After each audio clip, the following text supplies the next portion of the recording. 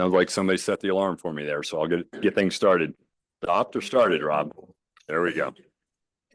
All right, let's call to order the Lititz Borough Council meeting for July 30th. Mayor?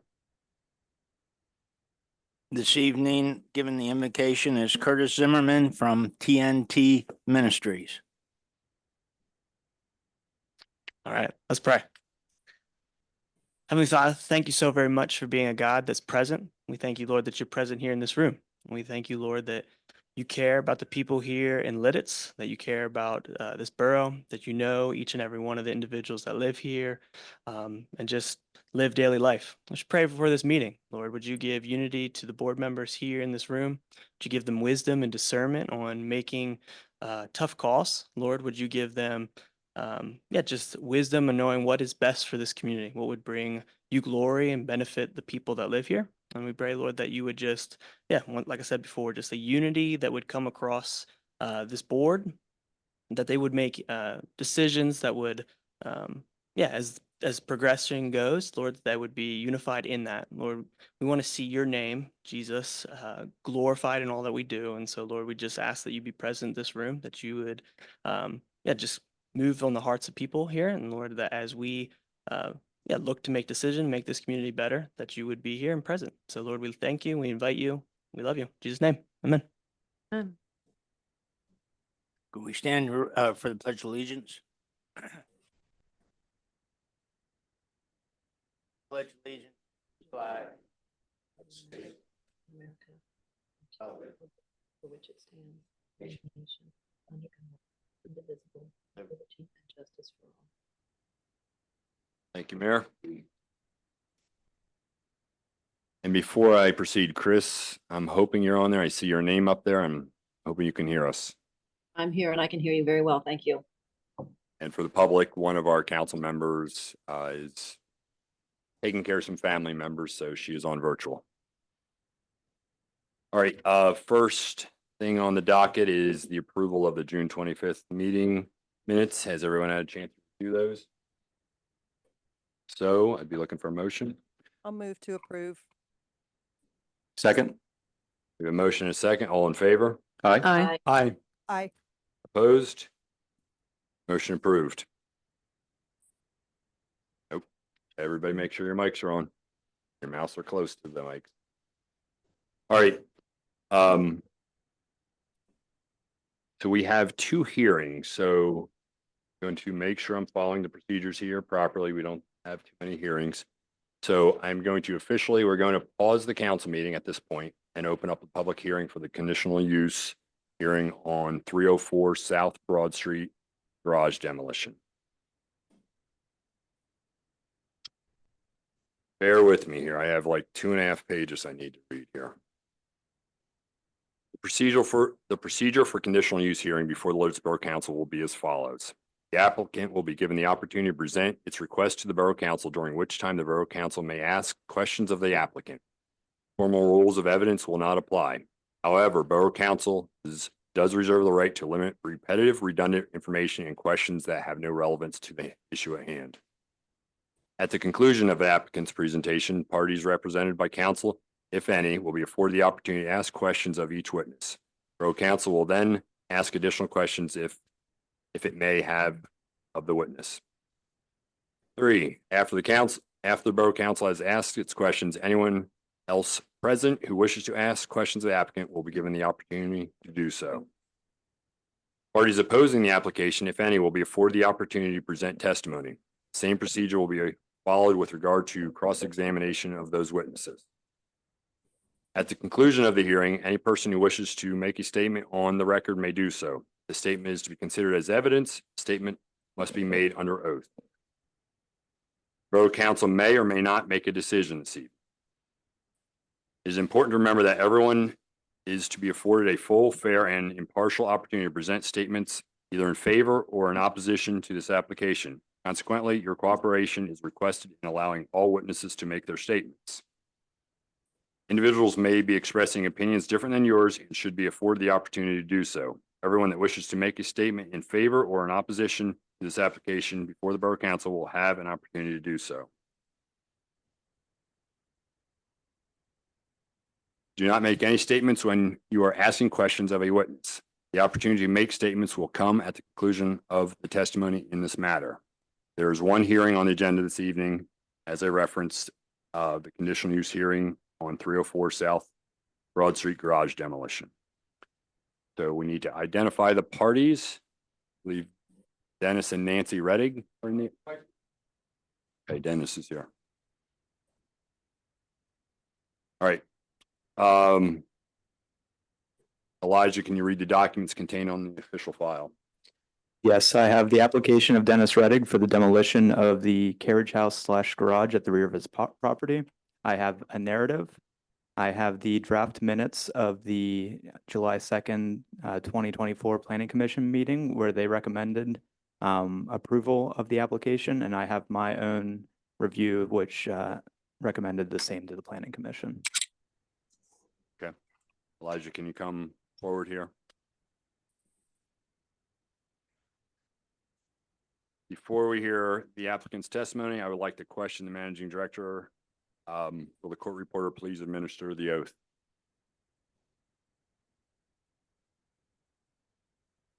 I do. All right. First, would you please state for the record whether notice of these hearings were properly advertised? It was, and we have the proof of publication here.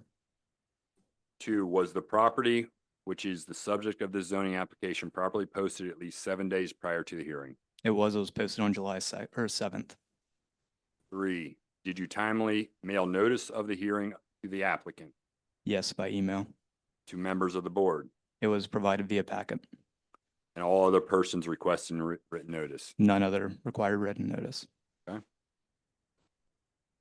Number 4, in addition to the above mentioned notice, did you also post a notice of this meeting on the door of the Borough Hall? Yes. All right, now we would entertain procedural challenges, subpoenas, or any party status. Anyone? All right. Mr. Reddig, if you would come up, please.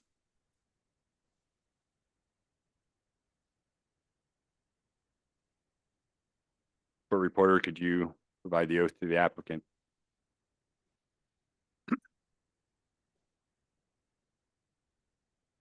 So help me God. Where's yours? If you want to share something with us, or Okay. Dennis Reddig, Reddig. Yes, I was advised to come up with some pictures. I'm not a speech maker or anything like that, so I have things written down here just to tell you about each of the pictures. This is the garage at 304 South Broad Street.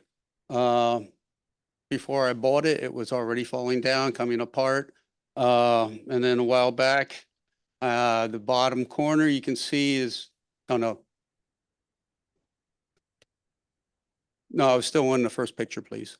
Yeah, that one. I had somebody run into it and do some damage on it. I'm currently dealing with the insurance company with that, seeing what they will do for me to help me with this. And you can tell by the gutter and the windows and stuff like that, that it's not very good.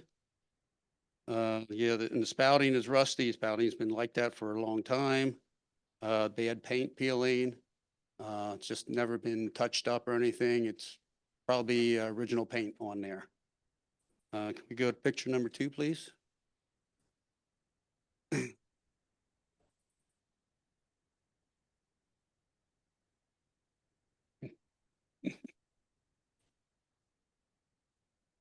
Number 2, second picture. Oh, what was the first one?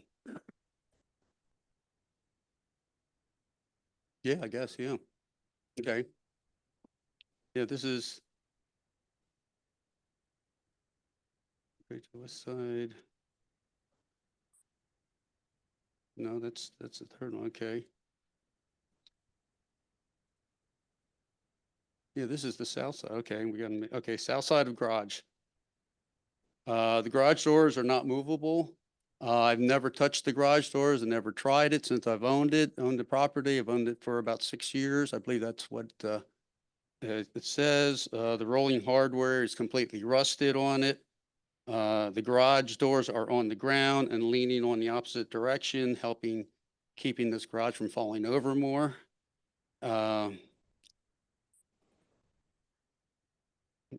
So I put the extra supports on the back. You can see in the very back there, extra supports, keeping the garage from falling over.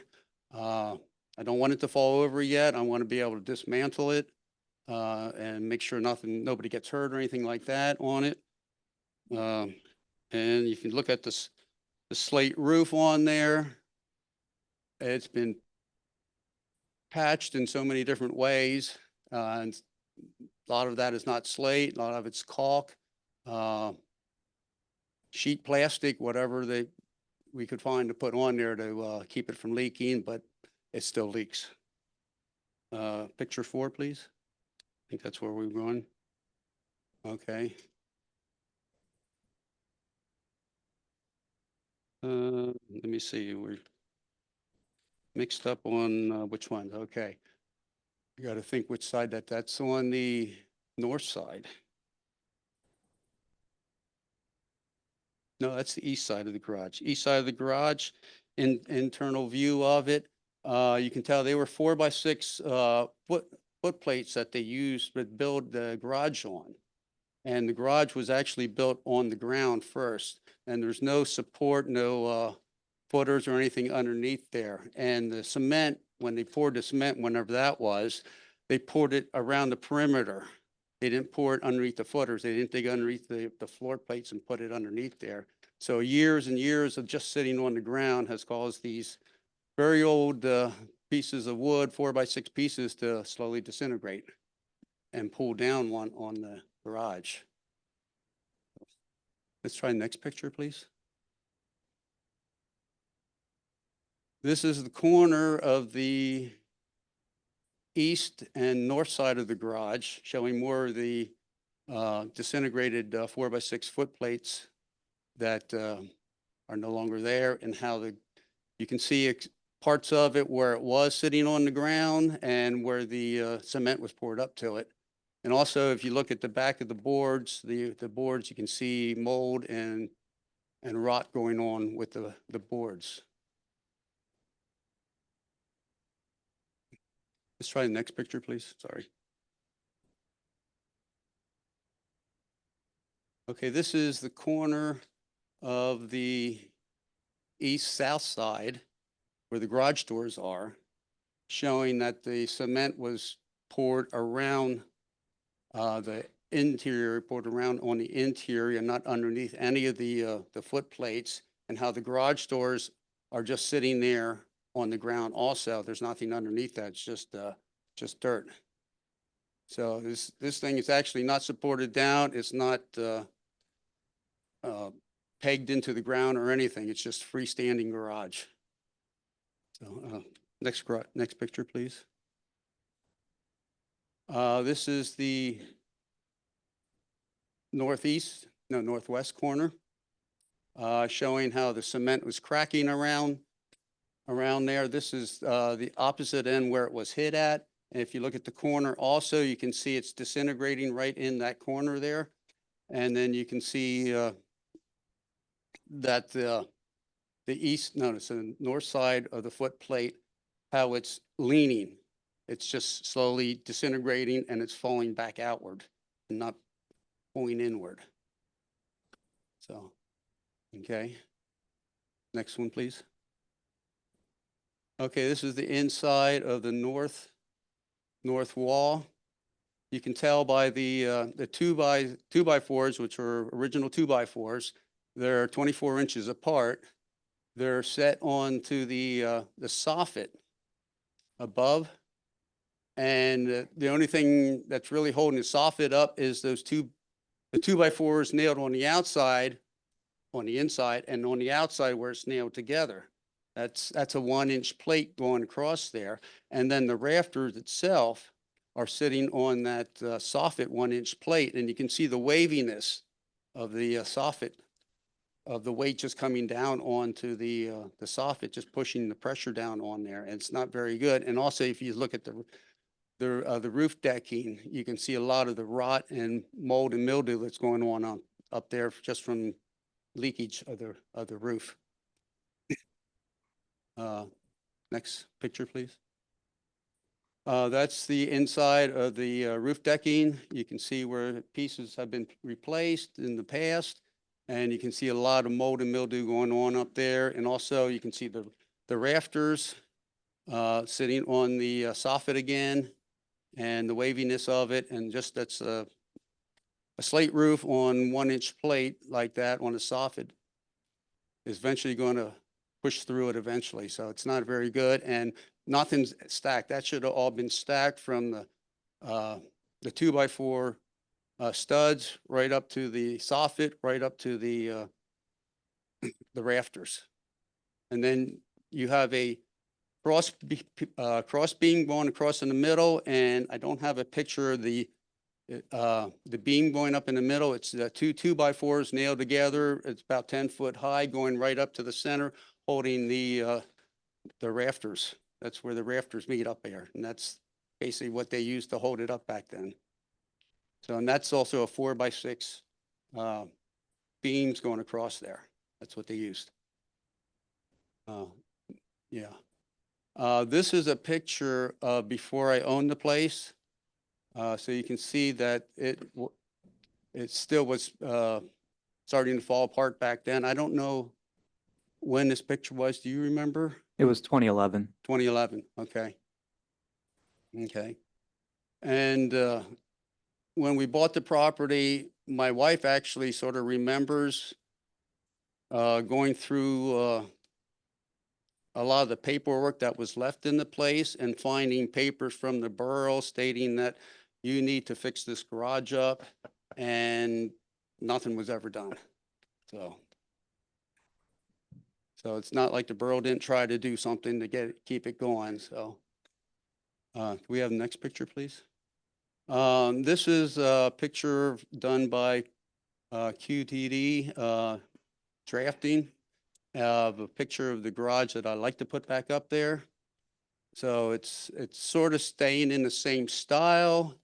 It doesn't have the witch's peak or the witch's hat. It's called a witch's hat on the old garage, where it comes down and then tapers out. But we're trying to keep it sort of like the old one, but a little bit newer, and keeping the 4 sides on the roof for the pitch. And I'm planning on using, if possible, the cupola on the old garage and putting it on the new one. I think that's it. I'm sorry if I babbled and No, it rambled was on. fine. All right. Thank you, Mr. Reddick. Now going to open it up, start with questions, council, and we'll open it up to others. Anyone have questions for Mr. Reddick? Dennis, Yes. thanks for coming. I enjoyed your presentation tonight, and it looks like you have a worthy case to replace. I'm sure it pains you to see a historic piece disappear like that. Yes. Yes. But my question is, It's a beautiful plate, Mhm. beautiful piece of architect. Yeah. my question is, you mentioned you're going to take it apart by piece. Is there any chance you're trying to repurpose it somewhere else, or is someone interested in it? I haven't gone that route yet, but I plan on taking it apart and trying to sell it so I can use that extra money to put into the new garage. So I And would this- like to, as much as possible of the wood, yes. And just looking at your slides, it looks like the orientation of the sliding doors were more for a stable back then, and didn't give you a chance to really park your car. So does this orientation give you a chance to shelter your vehicles? This will, yes. Yes. And the garage doors that were on the existing one right now are sideways to the property. So you have to pull them in, and there's nowhere for anybody else to park then, if you have more than 2 cars there. And the other one, inside dimensions are 19 by 19, which are, I have a Suburban, and that's 19 feet long. So for me to park in a garage like that, it's going to be impossible. So unless you get a smaller vehicle, and I like to keep my Suburban, and this one's going to be bigger, so we can park that in there and have more storage in there. And then I'll be able to utilize the the second floor, I put a second floor on it for storage. Your presentation has a positive note on me because I have an old garage that's starting to show some age and I'm going to make some efforts to get it fixed. So, yeah, Okay. Don't let it get like this, though. exactly. Hi, Dennis. Again, thank you for coming. And I was also at the Planning Commission meeting and saw recognize you, saw your yes. presentation there. My question is, this is a property that is on the list of historic resources in the borough. I'm looking to Elijah for confirmation and explanation of that. This actual, so I believe the house itself is a class 1 or is it class 2? The house is a class 1. Yeah, the house is a class 1. This is a class 2. The garage was rated as class 2, yes. And the way that the ordinance works is if it's a class 1 or class 2 accessory structure, then it has to go through this review. If it isn't listed or a class 3, we don't worry about this review. But primary structures always go through demolition review. Okay, so my question is, when you purchased the property, were you aware that this property was on the register, on the list of historic resources? No, Okay, no. yeah, and it's unfortunate that you found that out after the fact, which may lead me to some actions that I want to propose for the borough in the future with respect to our protection of our historic resources. I've even talked to some of our neighbors since I've looked at the map and seen what's historical and what's not, and talked to them about it, and they had no idea also that their property was historical also. Yeah, So- so thank you very much for coming in and presenting, and it is an unfortunate situation. Yeah, yeah. No, if it was worth fixing, I would have fixed it up. But I'm sorry, yeah. I think the point beyond just the fact of the aesthetics and the doors and everything, those are, I'll call them almost cosmetic. The fact that the structure, there's no foundation to it is probably the bigger thing that concerns me. That just, it's amazing that it's still standing all those years, that it wasn't built to code and all the things that we have to comply to these days. Yes. Does anyone else have any questions, council? Jerry, yeah. Chris, do you have any No, questions? thank you.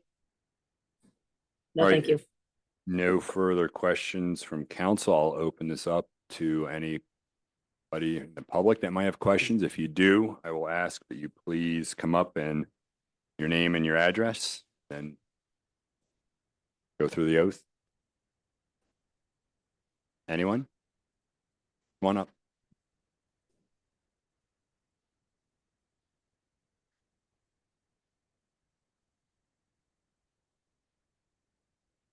I do. Dana Clark, 103 Lehman Street, Lititz. So I'm an architect by trade. And I guess my question for you is, when you bought it 6 years ago and you saw the condition of the garage, why didn't you do something then? I was more concerned about the condition of the house.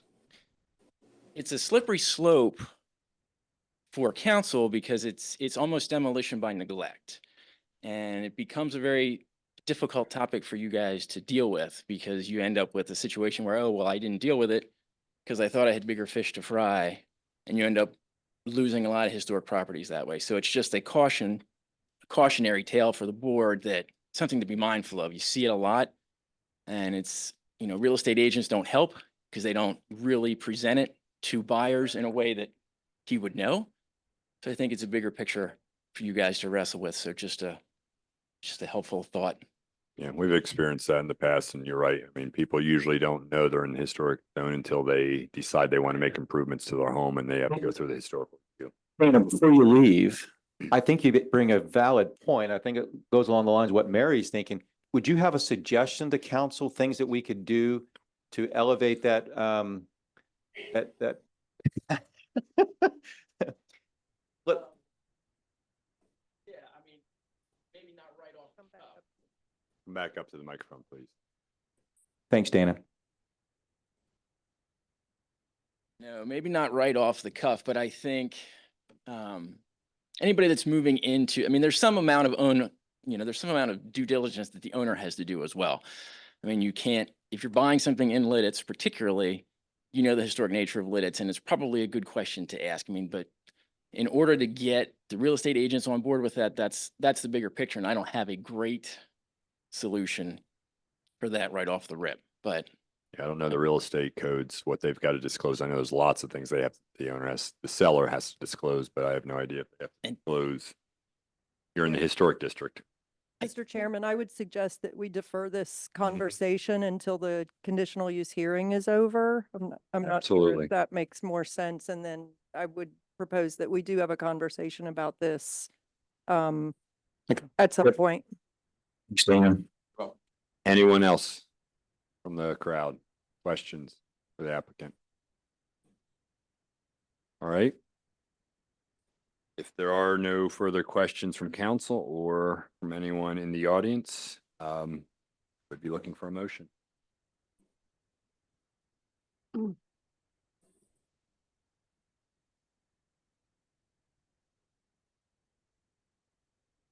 Mr. Chairman, I reluctantly move that we approve the conditional use approval for the demolition of this property. That's all. Second. We have a motion and a second. All in favor? Aye. Opposed? Motion approved. Thank you, Mr. Reddick. Thank you. All right, with that, I will excuse the court recorder.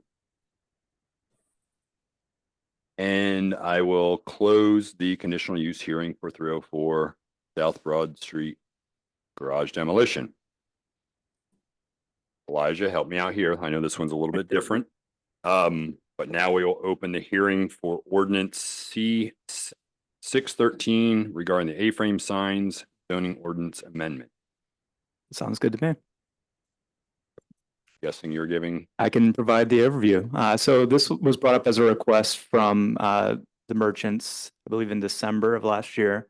Planning Commission has discussed it repeatedly through then. We've had, I think, 3 different drafts has been provided. There was a recommendation of this draft 3-1 to council, and it has been advertised and is now up for your consideration. yeah, as you guys all know, this has, I think we've discussed this during several meetings. The planning commission had discussed it. We actually pushed some things back to them. They had some additional discussions. So at this point, you have the documentation in your packets. Are there other questions, comments?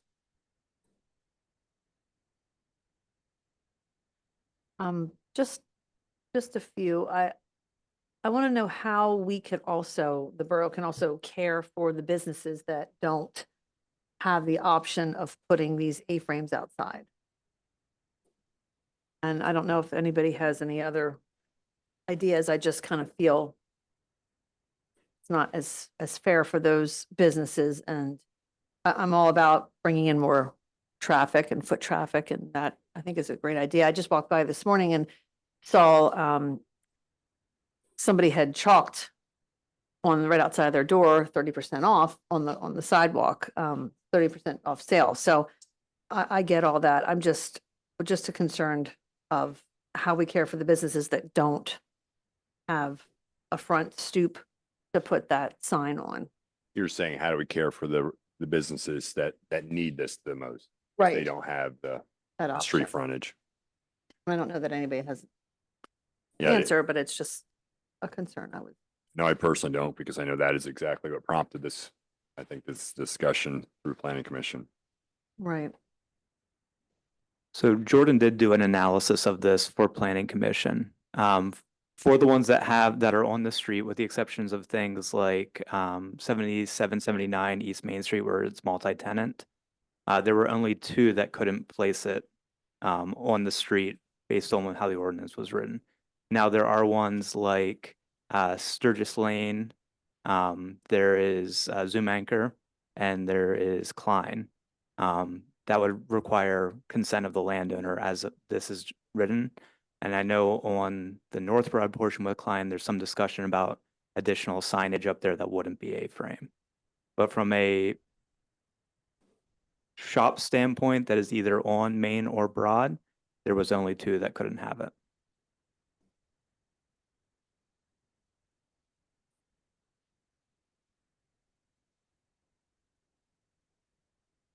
I'm going to start with council. If you guys have any other questions or discussion, I'm going to open up to the public. So I believe there's some folks here that probably. Mr. Chair, there would be an option that the owner would not need to put up a frame, right? It's their discretion, Yeah, correct?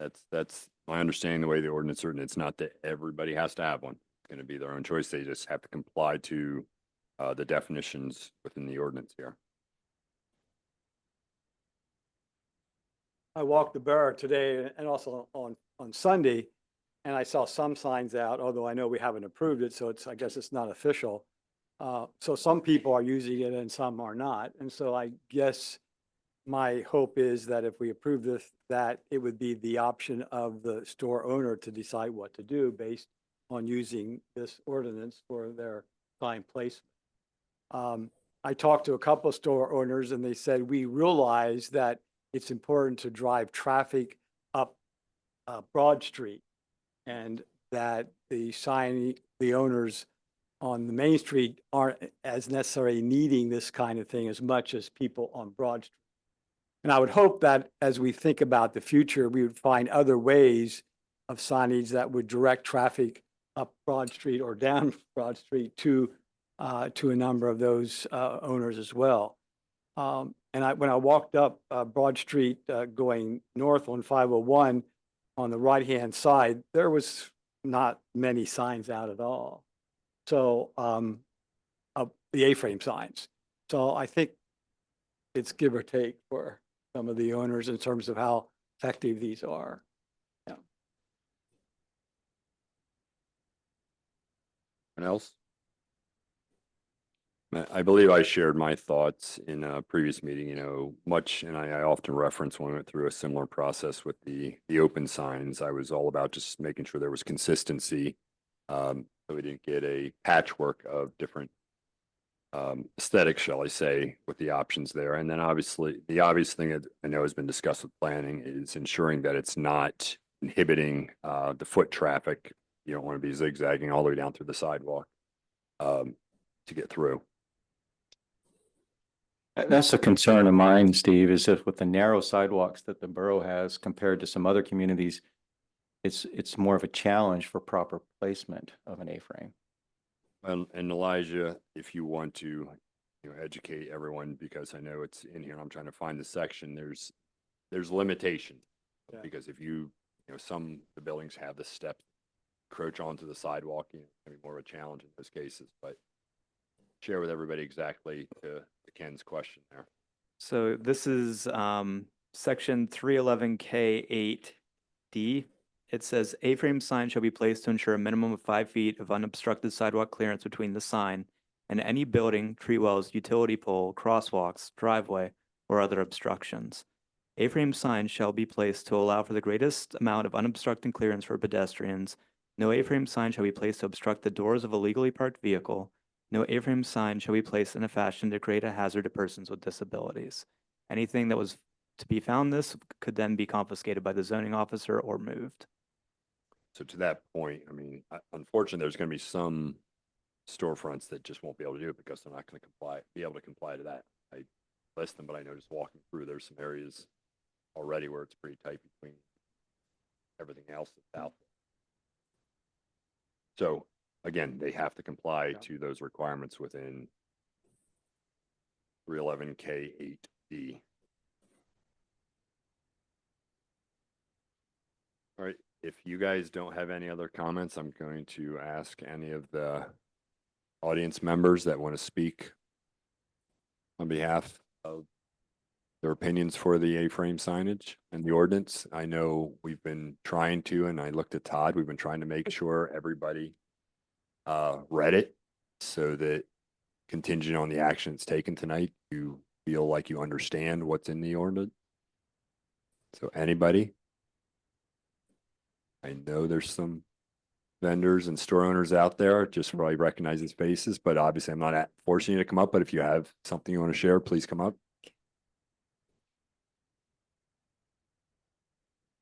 Good evening, Bill McMahon, 51 North Broad Street, the Savory Gourmet. And I just want to say that there's a certain quaintness that comes with the signs, the A-frame signs, as long as they're done tastefully.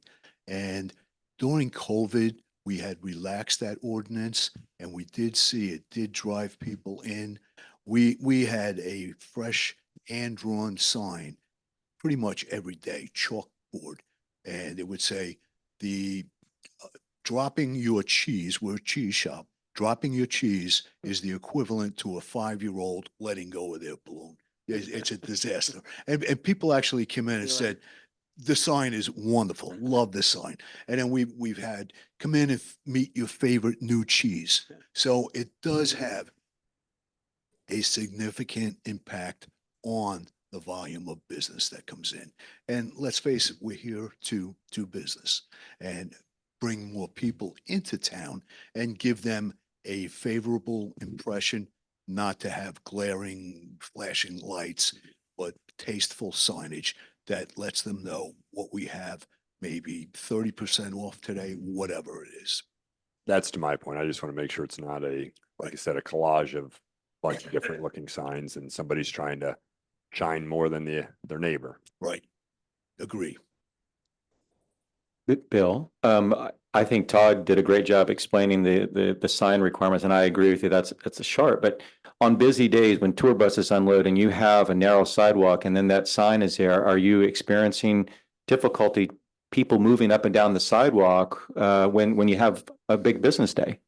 Ken, to answer your question, we have, and we're fortunate, we have a wide apron. Yeah, where you So that, are. yeah, that sign is never within that 5-foot radius. Yeah, you're more fortunate on Broad Street than. Yeah, some folks on and Main we Street. have the covered canopy, so that helps as well. Yeah. I agree. You're in one of the outlying areas that needs attention, as you expressed, Tanea, and connecting that area to the main street where there's a steady stream of business that's ready-made. That how do you get people connected out to where you're located? So I'm sensitive to that challenge. Thank you. And exactly, we've had people come in the store and they'll say, "Oh, what a wonderful store. How long have you been here?" And I'm talking local people, and I'll say, "The Savory Gourmet has been in Lititz for 17 years." Oh my God, I never saw it. And that, it's opportunity, but it's also frustrating. I mean, we do a lot on social media, we do a lot with all kinds of media, giveaways and you name it, but sometimes it's not enough, and the signs would go a long way of helping that. Thank you. Thank you.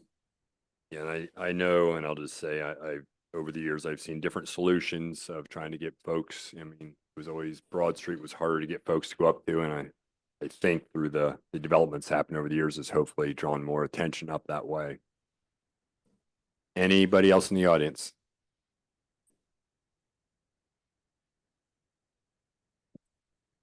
Hi, I'm Jenny Leister, 19 East Main Street at Bunyad Marketplace. Contrary, we are not on an outlying. We are in the dead center. But we are in an old building, an awesome old building with beautiful windows, but not great windows for a retail store. And so we welcome being able to put out a A-frame sign from time to time. Quite honestly, not all the time, just when we have something to say. And really, really appreciate the idea of having consistent looking signs. I was driving through Jim Thorpe recently, and oh wow, there was every sign under the moon, and it didn't look good. And I look across our street, and when you see open, open, open, that consistency, and I think to be leading with that, with a consistent A-frame look, could really lend for all of us that have something unique to say for when we need to say it. So thank you for hearing us. Elijah, to that point, and again, I've shared it multiple times, that's my biggest concern, that it looks like, example was just shared. There's restrictions on the dimensions and the size and everything, but like I could have a red one, blue one, green one, yellow one, all kinds of different. At this point, as it's written, yes. However, the one thing to consider is that most of the downtown is in the historic district. And as for the discussion, it would eventually come to the HAC to approve the signage. Okay. So we were talking about having that prescribed in here, and it was felt best to turn that over to Hack, let them decide what a standard would be for them. Now, the only area that that wouldn't impact would be the area on North Broad that is outside the historic district. All right, thank you for clarifying that. I'm guessing that would behoove those business owners to do something similar. Right, because if you know this store Right. got their store sign approved, gonna continue through. Particularly if there's some kind of a bulk purchase option that's provided so that people can obtain a sign that is going to be consistent. That is one of my concerns, is the consistency of the look and getting a cluttered look, which it's already busy. It's pretty busy out there. So Yeah, we want to preserve the historic look and not a bunch of them that look different. Anyone, any other merchants or any general public questions, concerns, statements you want to make? Okay, let me make sure I got everybody in the room first and then we'll go online. Mr. Greco. No, that's not your name, but that's what my kids call you. Easier to remember that, I guess. So yeah, my name's Hamza Dawud. I own Greco's in Lititz. As you all know, it's probably one of the most problematic spots in town for you guys for this ordinance. I can share with you one piece of information as far as like how A-frame signs, affects our traffic. Greco's has been here for 24 years, and obviously we're in the basement in the corner of North Broad. Last year over Easter, we did have an A-frame sign out on the street, and as you know, Greco's is always open, holidays included, and a lot of merchants do close on the holidays. We had 92 groups stop by last year, and we had 12 stop by this year, and that's just a difference in people not knowing, driving by, that we're open because we can't be seen. I have a question about the ordinance. So I know since we're so far off the street, we're considered a multi-tenant. Is that correct, Elijah? Yeah, because Yeah. you have multiple uses on a single commercial property, correct? Correct. Yeah, it's we're down below, and then Bruno's is up top. Right. For that brick building, and then there's tenants above them. My only question would be, so are Bruno's and I sharing a sign, or are Bruno's, myself, and Purple Turtle sharing a sign that goes on the main street? So this would fall under the off-lot display, and if you are on the same property, the three of you, you would share one sign, and you'd have to get the frontage's permission to put it out on their sidewalk. Okay. But I know Venture Lititz has talked, because you are a unique situation, about getting a different form of sign to direct people back to you. Right. So he would have to get approval of, I think, Wilbur property owns that parking lot out front. Is that what you're saying? Yes. I think that's split. So Well, I know that's- I The think the north side is the Wilbur store, commercial, yeah. and then that one's Cargill, and then the south is the store. Right. So it's kind of convoluted, but I remember that when the Wilbur development went on, they owned that chunk where it's just the parking lot. Yeah. Well, regardless, I know we'd appreciate it. It would help us a lot with our fundraisers. Just making people more aware of it than just social media and Google and stuff like that. We recently did a fundraiser for the family's house that burned down on Orange Street. We relied solely on social media. If we were able to put something out on the main road that says fundraiser this way, or maybe a short little description of kind of what happened to the family, I know it'd help a lot with traffic. Yeah, no, I would agree. You're probably one of the specific reasons for something like this, because unless you live in Lititz and know where to go, Right. you don't know you're back Or there. hidden. Yeah. So we appreciate it. Thanks. Todd? Todd Dickinson, Aaron's Books, 35 East Main Street. Yeah, we're on month 19 of this, so I appreciate everyone's patience, including my fellow merchants. I just want to clarify real quick on the actual accessibility of the sidewalks, when signs could go out. ADA requirement is 3 feet clearance. Elijah contacted a number of other borough municipalities. Some of them use a 4-foot clearance. Some use a 5-foot clearance, and planning commission is comfortable with 5. I'd love it to be 4, but I didn't. It's not the most important thing. compared to getting the rest of the ordinance passed. But I mean, we do take that, obviously, as retailers and as restaurateurs, we take it very seriously. We want to make sure that our customers can get up and down the street. There may be somebody, who's going to occasionally put their sign in the wrong place. I can think for the most part, we can self-police that. But we as merchants want to make sure that everybody can get up and down the road. We already have the issues of the fact that so many of our stores are 3, 5, 7 feet above the sidewalk and are therefore less accessible than is ideal.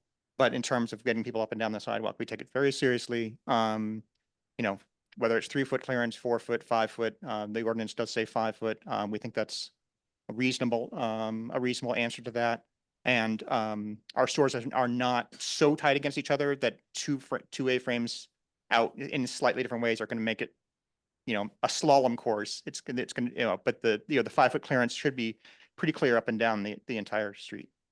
Yeah, and the width requirement's 30 inches here, and yeah, I agree. I mean, sure everybody would prefer larger, but again, if you're a pedestrian, these signs are not intended to catch the guy driving by. Yep, correct. I mean, the pedestrians that are walking. When we put a small sign on our step in front of our door, it changes the amount of traffic that comes in the door. We know that the larger signs, and we did not want to make them imposing. We did not want to make them unreasonable. We didn't want them to make 6-foot balloons. We thought we felt like we have a pretty reasonable description, size, weight requirement, so that it's consistent and that pedestrian traffic and stroller traffic, wheelchair traffic on the street is not impeded. Okay, thank you, Todd. Anyone else?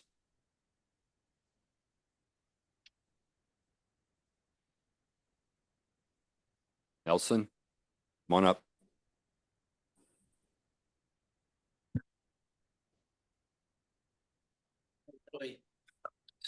Just state your name. My name is Nelson Peters, and I'm really speaking on behalf of the economic value that Lititz has from the RCDC, helping the businesses be able to do things and etc. This is very positive. The only thing is, because of the pavement area, there's the right of way, which the borough has, and there's the property right of way, which is the property. So if these signs are there, Elijah, what's the liability factor that may enter into this if somebody trips or falls as a result of this? So one of the requirements of permit is to actually have insurance that indemnifies the borough before the permit is issued and the signs can be deployed. Okay, I just wanted to make sure because it's bad enough with our pavements getting heaved at times or et cetera. So this is another obstacle that's out there for pedestrians or children. And that's just one of the issues on liability. I want to make sure that when you vote on this, that you understand what are the potential liabilities you may have. Yeah, and just to share, Nelson, I think it was last month, maybe the month before, we had some discussions on obviously we get some high winds. What happens if this thing blows out and dent somebody's car or whatever? So they will have to do a certificate of insurance each time. Thank you very much. Elijah, I have a question based on Nelson's presentation. So if a merchant doesn't renew their liability insurance, then does that mean that they can't put a sign out? Is that part of the ordinance? Would be a condition of the permit issuance. And so if Lori discovers that they didn't renew it, then that would eliminate their ability to have an A-frame. Is the borough listed on the, they must be listed on the insurance policy then, because then we'll know when it's not renewed. As it's written in the ordinance, yes.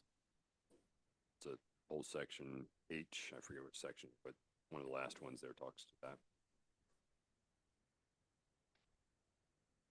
Anyone else? Oh, yes, I'm sorry. Rob.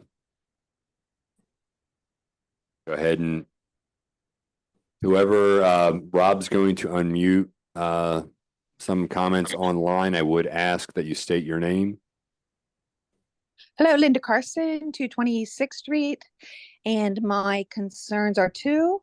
One, I believe they are cluttered and chaotic looking in the historic district. I think it takes away from the 5 of a historic district. I also walk arm in arm with my daughter with a disability.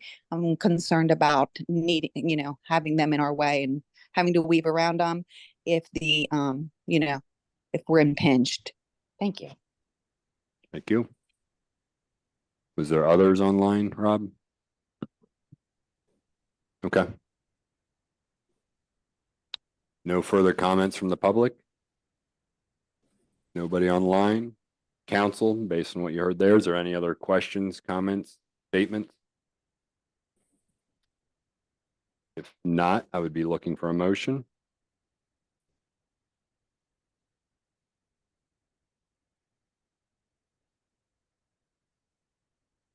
Mr. Chairman, I will move that we adopt ordinance number C 613, ordinance of the Borough of Lititz, amending chapter 122 zoning to define, permit, and regulate A-frame signs in the borough as presented. Second. Got a motion and a second. All in favor? Aye. Aye. Aye. Aye. Opposed?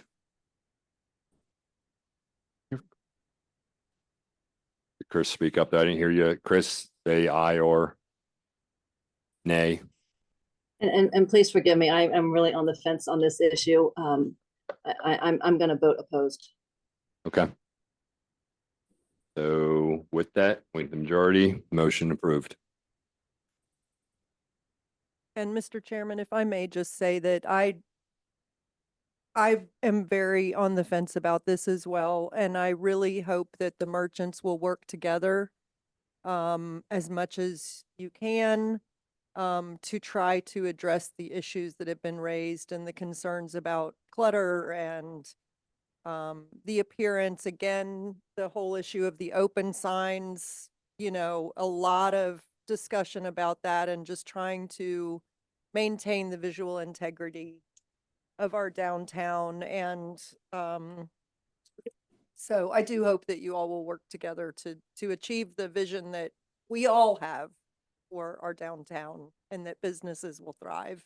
I would think the fact that you guys obviously chose to have a business in Lititz, you appreciate as much as we do. And would hope, as Mary said, that it continues to keep the look, the visual that we have here. And you've heard the concerns. You guys have been part of the meeting. So obviously, if it becomes a problem later, ordinance can be modified, amended, changed. If it becomes a problem, we start to something that's not.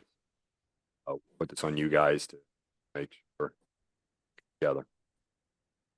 All right. And I just also like to say a word about the administrative requirements of this, because it will require us to now issue another permit. It's another point for enforcement. And so I can't remember who mentioned like the self-policing. And, please just speak with your neighbors, the resident businesses, and try to do as much of that as you can to relieve the burden on our staff, who's already very overburdened with a lot of administrative requirements, and this is just one more. So thank you. All right. We will close the hearing on ordinance 613. Did I do everything right, Elijah? We can now. All right. Yes, you can resume the meeting. We will resume Lititz Borough Council meeting dated July 30th, 1 hour later. All right. Bear with me. Let me get my bearings straight with all the other stuff I had here. We've got two presentations. The first is the 2023 audit presentation by Brown Plus. You guys look like accountants. You got to be the one. So welcome, Scott and Brian. We're glad you're here. We started our relationship about a year ago, didn't we? So Brown Plus distinguished themselves as a worthy accountant for us, and we're glad that they've joined us and have been a big help. So thank you. Thank you for those kind words. And I just want to start off my presentation and just thank everyone that helped with the audit. Rob, Elijah, Kristen, it was a lot of work, especially first year audits. They're never easy. And we just really appreciate all their hard work and dedication in preparing the audit and getting everything complete. So I'm going to go through a presentation I always suggest to read through the financial statements. However, it's about 100 pages long, so I won't bore you with that today. This is just more of a high level, but there's a lot of great information in those financial statements, so we always recommend to read those. If you want to just go down to the next page, Rob. In the presentation, this is our team. As mentioned, my name is Scott Henry and Brian Marchuk is with me. He's the principal on the engagement. This is just our email addresses. Feel free to contact either of us. We're the leads on the engagement, but we also provide everyone on the team in case you want to contact any of us for any questions. We're here for you, not just for the audit, but we hope to be here the whole year for you. We want to go down to the next one. This was the scope of our work. We were engaged to prepare an audit of the financial statements. It's a misnomer sometimes with audits that we tie everything down to the penny. What we do is we use risk-based auditing where we look at the riskier areas of the audit and look at those specific areas and tie them down a little closer, do more testing on those areas. We're relying on analytics on other pieces. Also, we review your internal controls. However, we're not providing an opinion on those internal controls. We would tell you if we found anything, but we're not providing an opinion on those. At the bottom there is our opinion. We were able to issue an unmodified opinion, which is the best opinion that we can give, and essentially says that your financial statements are materially correct. Again, not tying it down to the penny, but considering a materiality threshold, and again, the best opinion that we can give. I'm going to go to the next slide. This is your government-wide financial statements. This is on the full accrual basis of accounting, so this may look different than you see on a monthly basis because it does include your capital assets, also includes the long-term items such as long-term debt, and then your pension and your OPEB plans. Just a couple of key things here. You'll see that current assets increased approximately $5 million during the year. This was due to the issuance of the 2023 bonds. There is a new item for your non-current assets and then deferred inflows of resources, which is your cell tower leases. You had to comply with GASB 87, and it essentially picks it up on your balance sheet. Another item is your non-current liabilities. They increase approximately $1.6 million. This is due to the issuance of the 2023 bonds, offset somewhat by a decrease in your pension and OPEB liabilities because you had better returns on your assets during the year. So you always like to see that. Then at the bottom there, you'll see your total net position, which was approximately $8.4 million for governmental activities and about $30 million for your business type activities. They were pretty comparable to the prior year, which you like to see. Going to the next statement. This is your statement of activities, also known as an income statement. This is also on the full accrual basis of accounting, so revenues are recognized as you earn them and expenditures are recognized as you incur them. I'll focus on the business type activities since I'll get into the governmental ones in a second. Your business type activities revenue did increase about 4% during the year, just due to normal fluctuations. And then your business type activities expenditures did increase during the year, about 26%. This is primarily due to higher costs related to your chemicals, utilities, contracted services, and then sludge removal during the year. Flipping to the next slide. This is your governmental funds balance sheet. This is on the modified accrual basis of accounting. So you can see here, it does not include any of your capital assets, also your long-term liabilities or your pension. Looking at the bottom here, you'll see your fund balance. Combining all funds was about $8.8 million at the end of the year, or about 85% of total liabilities, deferred inflows of resources, and your fund balance. This is then broken up into four categories. First, your non-spendable, approximately $24,000 related to prepaids. You have your restricted of about $2,000. This is related to highways and your tricentennial fund. And then about $4.4 million is assigned. This is for your general capital improvements, storm drainage, construction, police contributions, parks and equipment reserve funds. This leaves approximately $4.3 million at the end of 2023, or about 49% of your fund balance for unassigned that can be used for future capital expenditures and then other borough expenditures. You flip to the next page. This is your statement of revenues, expenditures, and changes in fund balance, also known as an income statement. Again, on the modified accrual basis of accounting. So this is what you're used to more on a month-to-month basis, because revenues are recognized as you receive them and expenditures are recognized as you pay them. Just looking at the general fund, The revenues did increase approximately $1.9 million in comparison to the prior year. This increase is due to several factors. You had a millage increase, you had your garbage fee increase. You also had more home sales, more building permits, more parking fees. You had 2 insurance refunds, and then you had better return on your investments. You had a better year in 2023. This was then offset somewhat because of the ARPA funds that were recognized in 2022 that were not reoccurring in 2023. And then the last piece here is your general expenditures. They did increase approximately $1 million. This is primarily related to the garbage collection cost increasing, as well as additional resurfacing projects and increased wages in the current year. And if you flip down 2 pages, if you, in your board packet, they do summarize what I just mentioned there in case you wanted to reference it again. We do look at your expenditures in comparison to prior year just to see large fluctuations from year to year. You did have your public works did increase about 8% from the prior year. As mentioned, you had more resurfacing projects and so forth during the year, so that's why that primarily increased. Again, we always recommend reading through the financial statements. A couple of key notes, though. You did have approximately $1.1 million of capital asset purchases. This is then offset by about $2.3 million of depreciation during the year. The large capital purchases were the water treatment plant software, a mini excavator, sewer line on North Line, 2 vehicles, work on Cedar Street and Lincoln Street culvert, and then the NS rail line relocation. Those are the major projects during 2023. Your long-term debt, you do have 3 long-term items. First, your general obligation note series of 2020, that had approximately $3 million at the end of the year.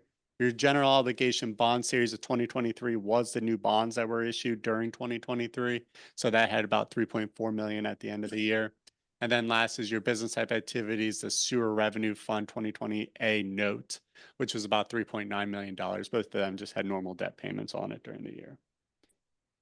And the last page here just goes over your pension and OPEB. This is very significant. In your footnotes, you'll see 20, 30 pages of footnotes related to it. There's a lot of actuarial assumptions to it. Overall, your police pension, non-uniform pension, and your OPEB plans had about $1 million net liability at the end of the year.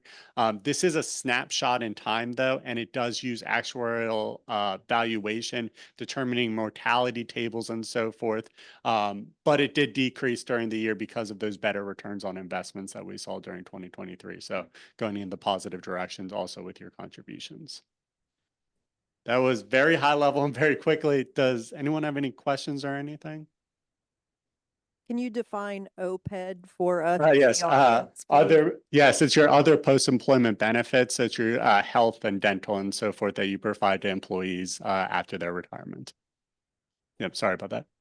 That's okay. We normally have a quarter jar if a council member does it, but thank you. I don't have a quarter on me. I'm sorry.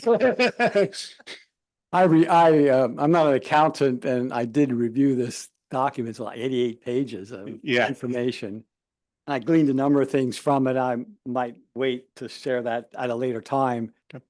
But for the first year going through this audit, you have really did a lot of great work in identifying some of the opportunities as well as the risks that the borough has. Thank you. So that's not always easy to do as a new accounting firm, because I realize, I'm glad we have a new accounting firm.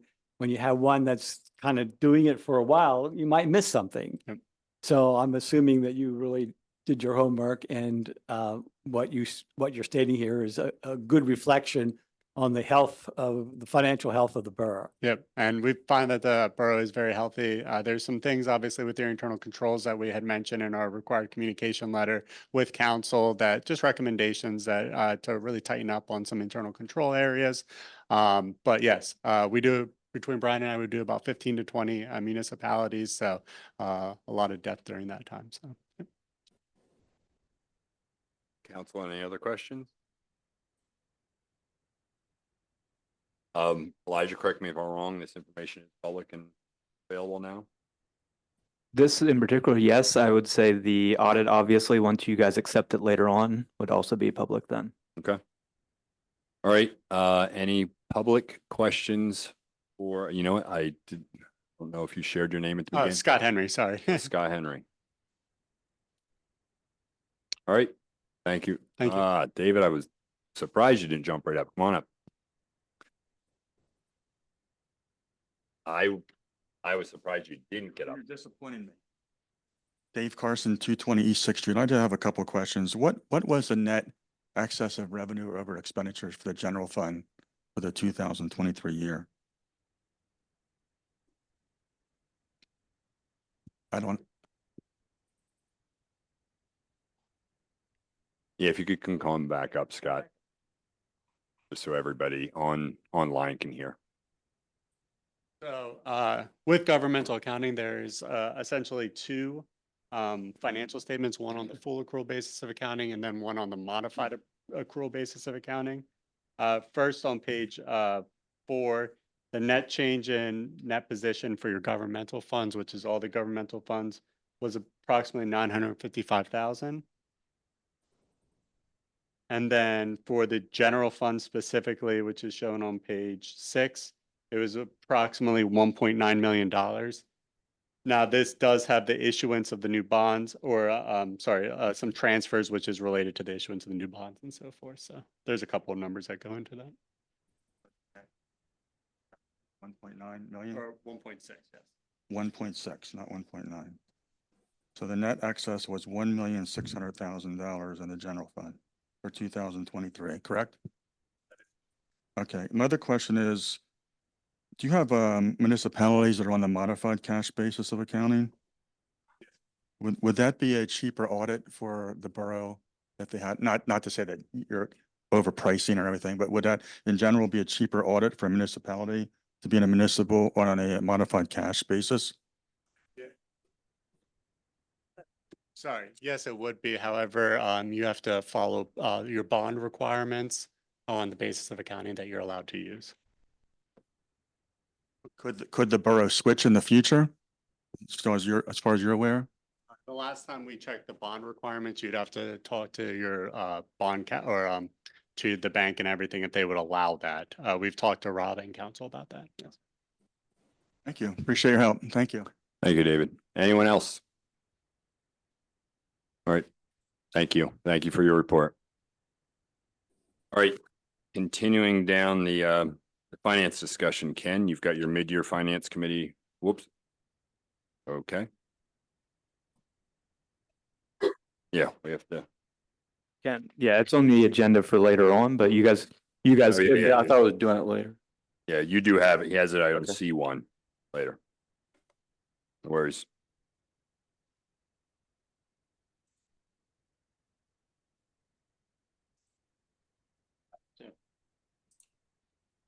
Hey, good evening.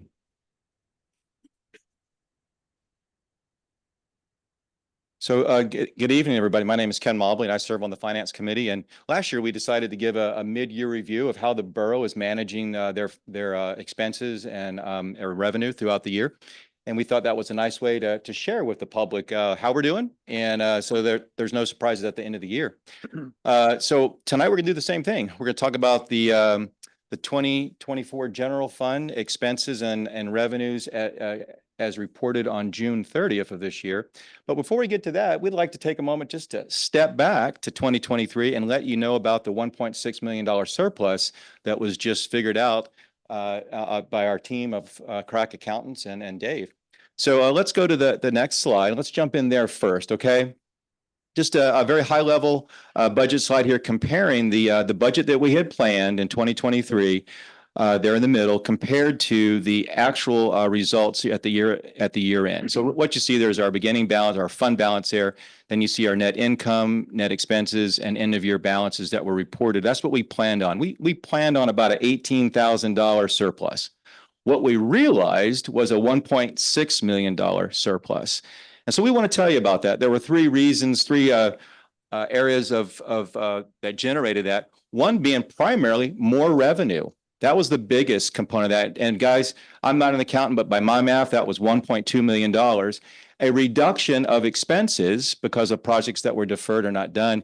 And that was about $435,000. That's about 1.6 in my math. But to your point, we have a surplus. So some of the, when we put together a budget, it's hard for us to predict revenue increases. We go off of models from last year. We look at historical models to understand what our revenue could be. And it's difficult to account for things that are unplanned. And that's what happened. We had several categories of unplanned revenue increases. And I'm going to give you a list. It's not exhaustive, but I'm going to tell you that the realty transfer tax is one of the biggest ones. Healthcare rebate was the second largest. Interest earnings, street permits, the openings, and the building permits. Those are all categories that really exceeded what we had planned for the year. Going forward, expenses. I mentioned that the expenses came in under budget. And so one of the things that we do is we always have a budget to guide ourselves throughout the year. It's a guide for managers to use to do projects that they think are going to serve the community. Well, we had a few that didn't happen. And we also had a big a general fund transfer that we didn't do. That was to the equipment fund. That's about $200,000. So that made a delta there of about 435, which resulted in this surplus. So interesting. What does the borough do when you have a surplus? Fortunately, back in 2013, Borough Council adopted some resolution 806 that gave us guidance on how we can proceed in a very thoughtful manner on how to apply these funds. And I'll just read a quote out of there. There's a lot more to it, but according to Resolution 806, an unassigned general fund balance of more than 35% is to be considered for commitment to accumulate funding for capital projects and equipment or for some other purpose, and shall be deemed in conjunction with the annual budget process. So we have this guidance for us to follow. That's incumbent upon us members of Borough Council now. So the next steps is for us to take this direction and to start to plan on how this 1.6 million can be allocated. We have a variety of capital expenditures on the capital plan that we're now producing. We have vehicle replacements. We have paving, water, sewer, MS4, stormwater projects that are all infrastructure that could be eligible for consideration. But what I want to do tonight is let people know that I am asking, the Finance Committee is asking members of council that we would seek your input. We are actively asking for your input to help us develop a list of opportunities for consideration during the budgeting process. So guys, between now and September 1st, it would be great to have your insight and your feedback to me and Chris and to Rob on how we can best serve our community with this surplus for the years ahead. Okay, let me just stop for a second. Council, any questions? I appreciate you guys doing your homework, taking this information and reading it in advance, but any thoughts, direction?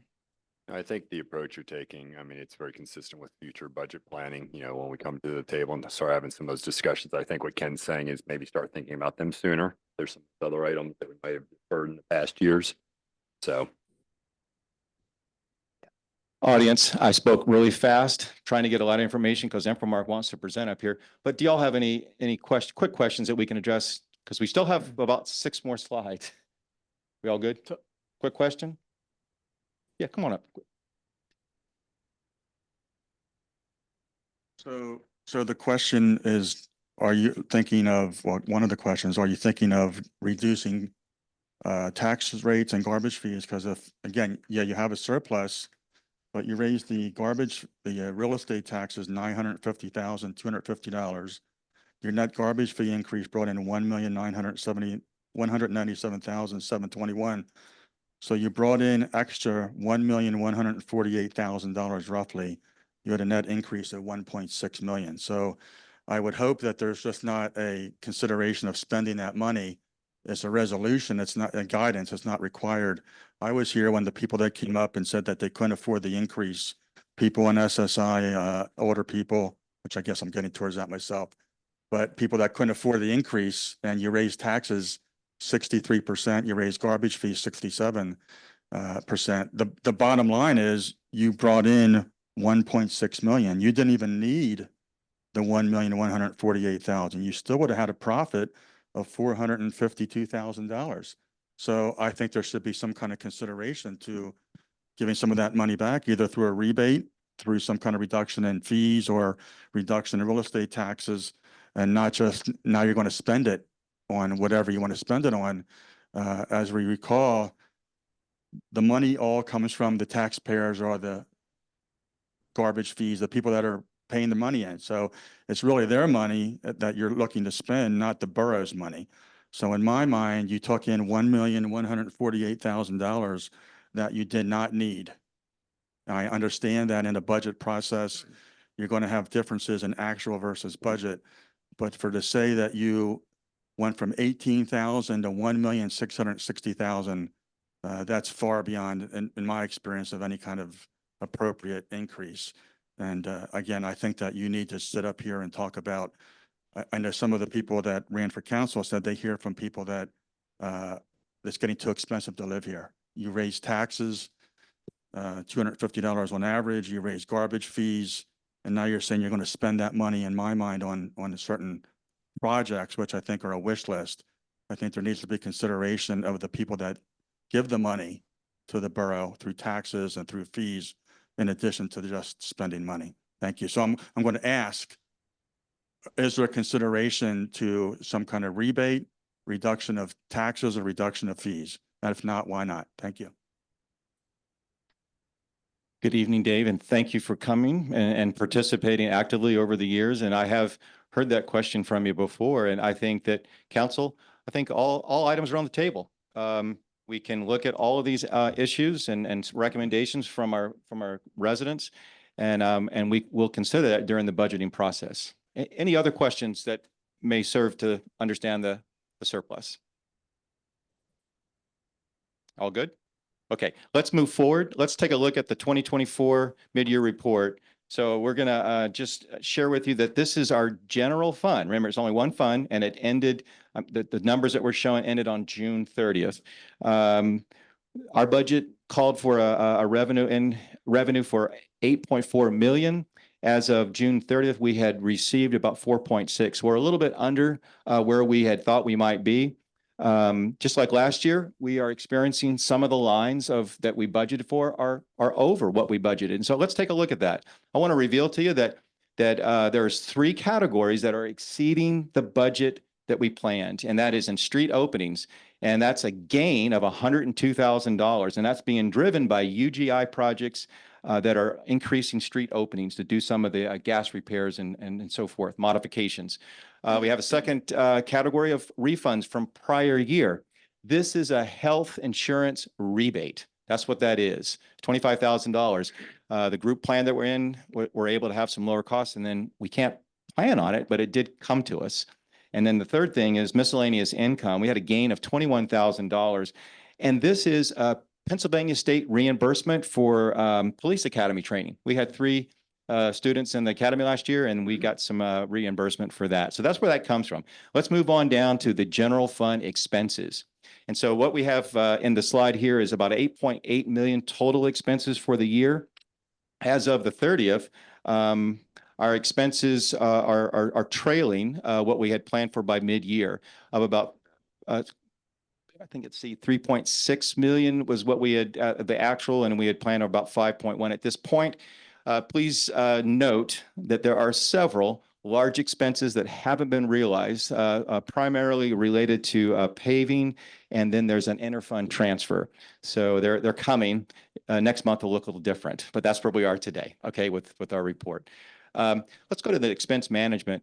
So we have a talented team that's on top of managing our expenses, and we do feel that we're going to need all of the budgeted revenue, and we will fulfill our expenses this year. We have a lot of projects. Nothing's been delayed or canceled. So we are using those funds to serve the community as we had planned. Now, I will mention that we have one line item that's the police salary that will exceed its budgeted during this fiscal year. And that's because we're covering with overtime the shortage that we have on the staff.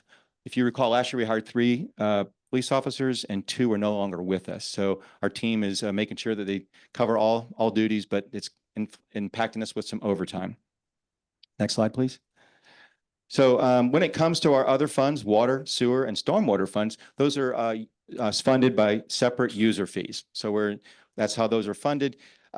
What's going on today is the water fund and sewer fund, we have a rate study going on. And we do this used to do it on a 5-year basis. We're recommending doing it on a 2-year basis. This ensures that we have enough resources to provide the maintenance and care for our water plant that consumes about 3 million gallons a day, and our sewer services that moves about 4 million gallons of water a day.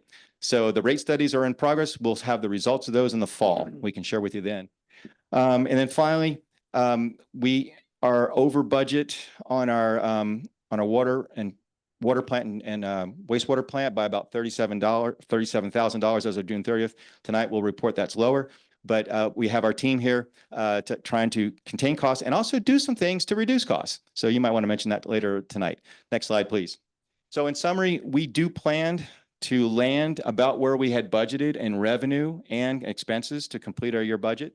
And the next item I want to tell you is we are already starting to plan a schedule, a timeline for the 2025 budget. So we have a lot of things going on. Our department heads are going to prepare their own budgets and present them in September.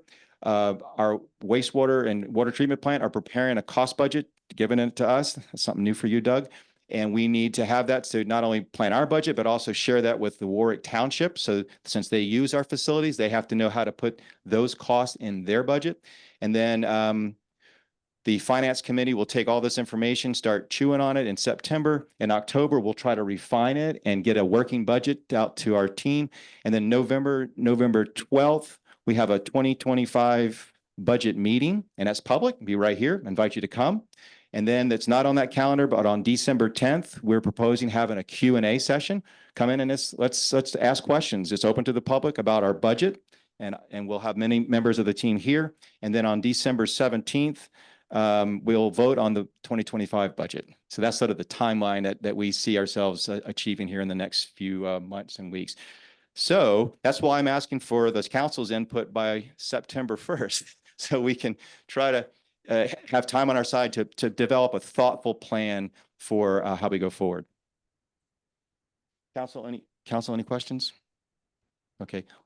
Yes. I just want to make a comment. We have some guiding principles that we approved.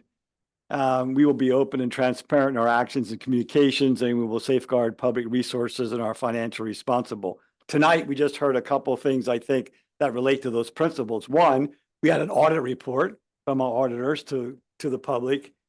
You explained our surplus and how that was happened and what we plan to do with it. You just gave us a mid-year update. Thank you for your work on that, Ken, and outlined how we're going to go ahead with the budgeting process. I think that's being real responsible, and I appreciate the work of the Finance Committee to follow these principles and let the public know what our plans are. Yeah, Ken, I know you started this a year ago, 2 years ago, I can't remember, and I know this takes a lot of work. And I will say, as the council members, I'm always very confident, the diligence and the work you put into this, and you always have your finger on the pulse of some of the changes there. And great that you share this with us and with the public. Jerry and Steve, thank you. There's a team on this project, and I have Rob, I have Kristen, I have Chris, and other contributions from the team. So thank you for your comments. Any other questions from the audience? First, with the councils, the council have any questions? Okay. Public. David, come on up. Okay, thank you. Again, Ken, you were very informative. I appreciate all your help. Again, I want to also highlight what Jerry said, that your guiding principle is to safeguard public resources and are fiscally responsible. I mean, to me, where you have a surplus of $1.6 million, I don't know how that you can say that you're safeguarding public resources. The money came from the public. So my concern is what's going to happen with this. We hear that there's going to be a plan. I think there should be a plan brought forward and ask for community input before you finalize anything. So it seems to me you're just going down the path of getting a wish list, so to speak, from all the variety of, department heads. You're going to present that, and then you have the timeline. When I would hope that there's some more input from the public before you make that final. And again, I think it's unreasonable that you said you're going to make $18,000. You made 1.6. I'm talking of a business situation. And that money came from the public for real estate taxes, and it came from garbage fees, 1.15 million. So if there's not a consideration or discussion in any way to give some of that back, I really question your guiding principle of being safeguarding public resources and being fiscally responsible. David, do you have a different point to make than you just made 5 minutes ago? Because the public comment, if it's redundant and repeated, we'll ask you to sit down. Do you have something new to share? I would ask you to be responsible. Thank you. Can I make a comment? So one of the things we've done, it's in the report somewhere, that this year, the borough updated its capital policy and procedures to establish objective criteria to supporting decisions made to replace capital assets. So David, we don't have a wish list. We have a process that we take to look at those capital assets and make a decision. This criteria, along with careful planning, will enable the borough to better prepare for capital purchases. So it's not something that we just pull out of the sky. There is a process that the finance committee has put in place, and now we're holding our borough leaders accountable for that process. So we don't, oh, here's money, let's just purchase something. We're working hard to make sure that we know what we're doing with that. So okay, thank you, David. I also have two other things to add. Thank you for bringing that up. I almost forgot. Tonight, Borough Council, I would like to ask your permission to release the 2023 year-end actual budget for the public's review, and I'd also like to release the capital policy, the capital policy procedures and scorecard, and share that with the public. Things that we've been working on, documents that we've been developing, and let you take a look at what we're doing to try to develop the decisions to serve the community. And we welcome other input too. David, we've got your suggestions and ideas. Thank you. But there's also maybe other ideas in the community, and we'd be happy to hear from you. Ken, absolutely. I mean, we've done in the past. We'll definitely share that with the public and make that available. Now we're going to move on. David, we're moving on. All right.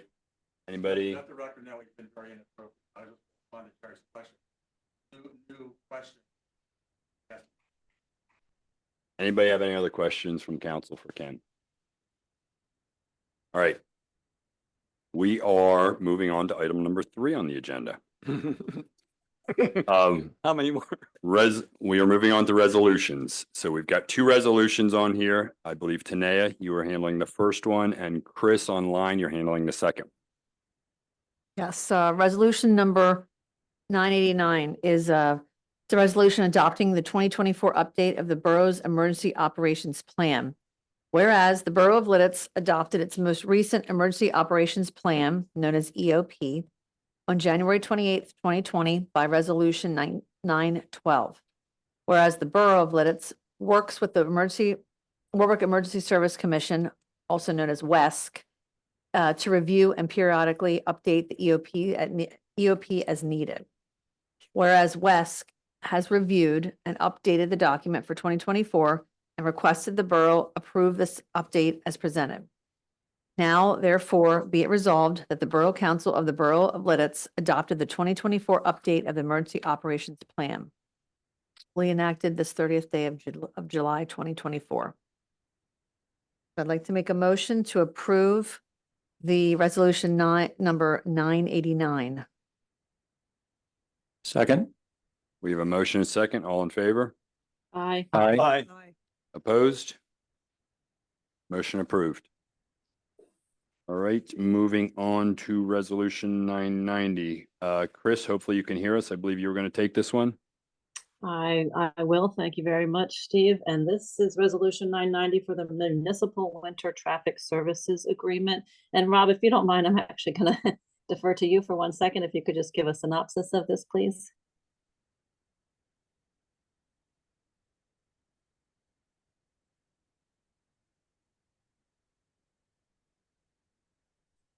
Sure, Chris. This is an agreement every 5 years.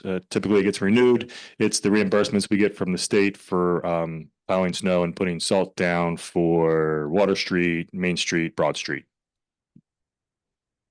Thank you, Rob. Are there any questions from council? None here, Chris. Hearing none, I'd like to make a motion that we adopt resolution 990. Second. We have a motion, a second. All in favor? Aye. Opposed? Motion approved. Thank you, Chris. Moving on to item number 4, agreements. Chris, I believe you're also taking this one. Yes, I am.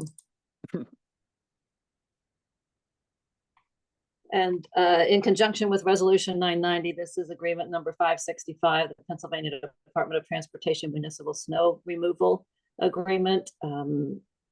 Rob, do you have anything to specifically that you would like to add to this? No, it's the same. Yes, same thing. So thank you very much. Any questions from council? No questions Hearing here, none. Chris. Thank you. Hearing none, I'd like to make a motion that we approve agreement number 565. Second. We have a motion, a second. All in favor? Aye. Opposed? Motion approved. Thank you, Chris. Thank We are you. now moving into the council members forum. So what we've all been waiting for. Nate? Hey. Hey, as Nate comes and presents the Infomark report, I'd like just to make an announcement that Nate has been promoted to regional manager. So he has been in that position now for a few weeks. And when he moved up, they also hired Doug Zook, who's come on as a project manager and has been on job for about a week or so. And he already has an Infomark shirt, it looks like. So he's been Well, that's because he's worked for him. He's official now. he's official, right? No, he started at Lititz in 2011. So he actually worked for Infomark, well, Severn Trent at the time, but for Infomark for a couple of years, then moved over to Penn Township, and in 2015 became the project manager there. And so we just moved him over to here now. Congratulations, Nate. Also would like to say that Mike Wogelmuth did a great job. He was a longtime serving regional manager, and he's remaining in the industry, just taking a different position somewhere else. So we wish him well, and he's been a good friend of the borough. No, Go ahead. No, thank you. And I had the same feelings as well.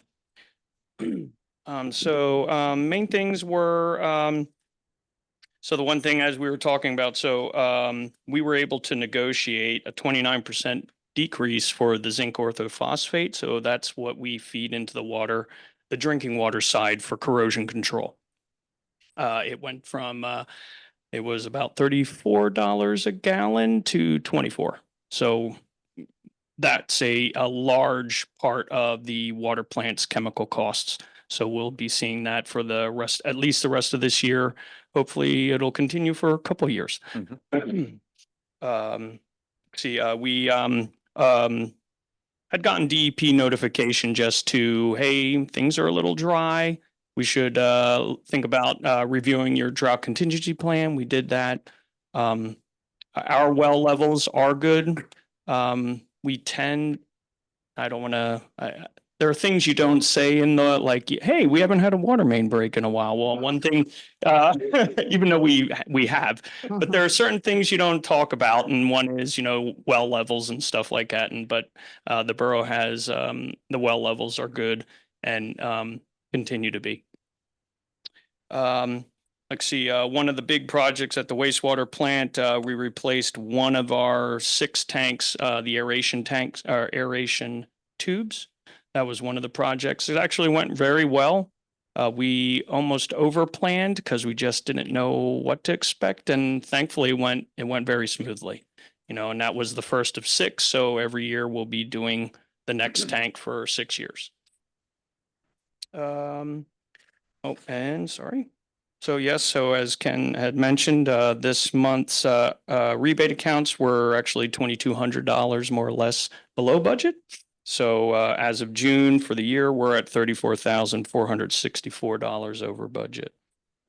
And as we have talked before, the Lititz budget tends to be front heavy, just because when we're coming out of the winter season, we're trying to get our solids content down, our solids inventory down. And so the biosolids dryer needs to be operated a lot. So, and that uses energy, gas, chemicals, and that really does. So weigh the front end down. We should be slowly coming back to normal.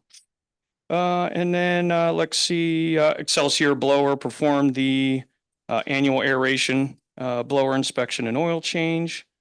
We did have to get the UV, so the UV system on the, the AC unit on the UV system needed to be repaired. And then we also put a mini split system on the building it's in. I'm not sure why, but when they put the UV system in, it's an external unit that they put inside. So there's very little air movement. Well, the AC unit on the cabinet needs air movement. So we're hoping that helps it a lot, because you got to keep it cool or it doesn't want to run. So, and I think that was pretty much it. Let's see, the say projects, the SCADA programming, the redundant programming into the SCADA at the wastewater plant, that's in progress. We're kind of just working out a couple of bugs still, but that's almost completed. Utility pump, that's in progress as well. They had to totally rip out the concrete base, so they have that in place. The thermal oil line repairs for the dryer, that's in progress right now. Let's see, and the final clarifier drive replacement that we're planning for August. And that's about all that I have. Thank you, Nate. Thank you. Council, any questions of Nate? Thank you. Oh, yes, Todd. That's next on the agenda. Yeah, I'd like to move to approve the June 2024 Infomark report for the water and wastewater facilities. Second. We have a motion and a second. All in favor? Aye. Opposed? Motion approved. Okay, before I get to that, Todd, I do have two things. The goals for the subcommittee here of water and wastewater. We're working on the user fees, and so I mentioned that earlier. We're well underway of getting data, and we'll be reporting on that in the fall. And then we continue to work on our multi-year capital improvement plan for the water and wastewater. And Nate, you and your team have provided up to 10 years of forecasting of improvements there. So we appreciate that. Right. So we actually, Rob had given us the scorecard template, and it really makes you think, and and it worked really well. And so, yes, we've been able to push out about a 10-year capital improvement projects. I really do appreciate that, because some of these expenses are not $5 and $10. They're multi-million-dollar investments. So I'll get to some of that later. In the interest of moving forward, we did have our meeting was Wednesday, July 24th, and one of the topics was the water main break. And so just the basics of that happened on Friday about 10 p.m. And that was a cast iron 12-inch pipe that broke, it fractured, and it burst upwards, Todd. And so there's no indication of what created that, but I can tell you we have a lot of aging infrastructure, and that's probably the most likely, as it just got old and it wore out. It was the best information we have. It was installed in 1950s, and so our strategy is to try to fix and repair those pieces as we go through as these things occur. We would also like to say a shout out to the team that was here. Rob, me, and Jordan were out of town, and so Elijah and the Public Works team jumped in and really organized and planned a quick recovery. And I think Mary would like to speak into that. Yeah, I just wanted to really send out the gratitude to the Public Works team. 18 hours, I think they were out there working on the job, trying to get this fixed. We realize the impact that it has on our community. and just really appreciate them for what they do.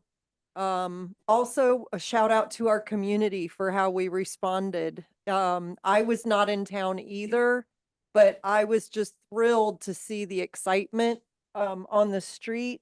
I know people turned out to bring beverages and food to our public works guys, staff. So thank you to everybody who was a part of that. And thank you to whoever organized all the activities. I don't know if that was Venture Lititz. I'm guessing maybe it was the chalking on the streets, the open street idea. Just really thrilled to see us come together and make make lemonade out of lemons, Yeah. right? That's the saying. Yeah. So, we can turn a bad thing into a good thing in Lititz. We do. So thank you to everybody who was a part of that. Thank you, Mary. And like to hear more from the retailers, and I'm sure that's what you're gonna speak to, maybe, Todd? Go ahead. They're all gone. Todd's here. Signs approved. Yeah, signs approved. They all left. Todd Dickinson, South Sioux Street. I just, obviously, as a retailer that was impacted, can you just clarify? So this, obviously an older pipe, we didn't know. This was not one of the ones that was scheduled for repair when we repaved and replaced pipes on Main Street, maybe 2 years ago. That was stormwater. That was I believe stormwater. we That was fixed not, it was that. not water main. Yeah. Okay, I just wanted to make sure, because I know there were some things we couldn't do because we found random UGI pipes in various places, and I was gonna blame all this on UGI, but I just wanted to make sure that this wasn't something that had been scheduled for repair. Yeah, Okay. and it's something I believe we shared this years ago when we were putting together the paving plan. We're trying to camera as much as we can. Yeah. You can't with a water line as easily as you can with the stormwater Mhm. and others, but so that when we go to pave certain areas, we know exactly what failing infrastructure is Yeah. below, but can't predict everything even with those. Okay, thank you. That was my question. Thank you, Todd. This So, if I can just add real quickly, one thing we did talk about in the Water Sewer Committee meeting was just close communications when they're seeing water usage go up and trying to get ahead of it or catch it quickly. So to Mary's point, here's a data point for you. We estimate about 1 million gallons were lost due to that water main break and another one on, it was a 4-inch pipe that was burst on Lincoln and Warwick Street. Klein. Yeah, Warwick Street, yeah.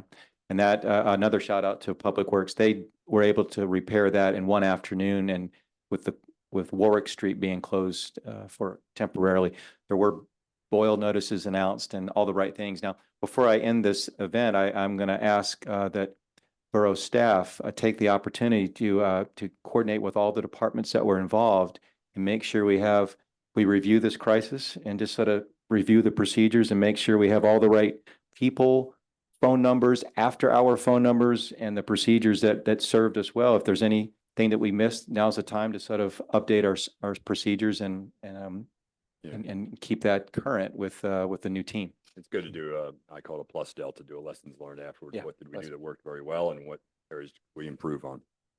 Yeah, I agree, Steve.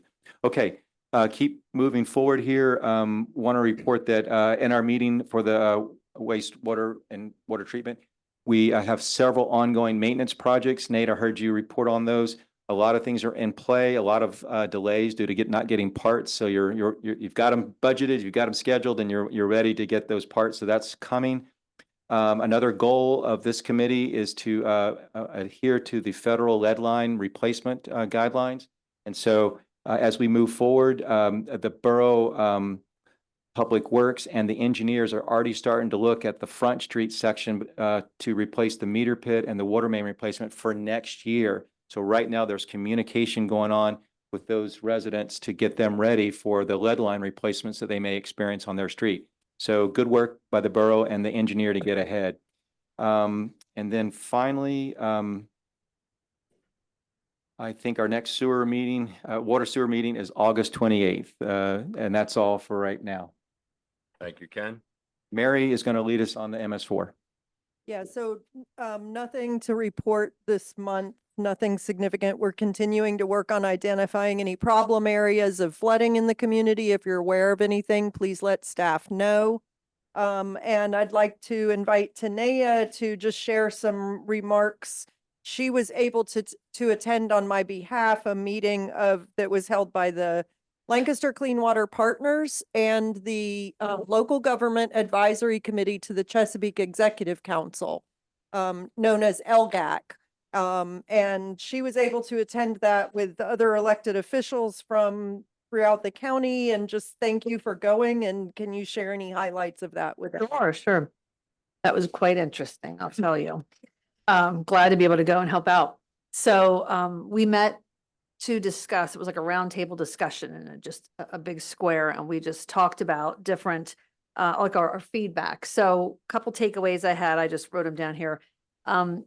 Education of the Bay watershed needs to come from local trusted sources. That was a big deal. 70% of the sediment runoff comes from farm-related manure, fertilizer, and soil, which was just blew my mind away. That's 70%. That's huge. So, it's difficult to speak to farmers. They're Amish. They don't want to on their land, and they need some kind of. That's what they were discussing. How do we educate them that there's ways that they can help the Bay out by also, of what they actually do on their farms. So that was a discussion. Funding, local governments need help accessing grants. They discussed like smaller boroughs like us and municipalities applying for a circuit rider grant, which provides them to hire a professional full-timer just to write grants to help. And storytelling of successes was important. We all kind of went around and talked about what worked for our townships and boroughs. A local township supervisor who's also a farmer, who was sitting beside me, he discussed the voluntary partnership they have currently with 3 local farmers, that they pay them $175 per acre incentive, where they implement residue requirements for clean water, and that in turn can be counted towards the permit compliance goals. So that was really interesting. Now, you were with me too. You have anything you wanted to add?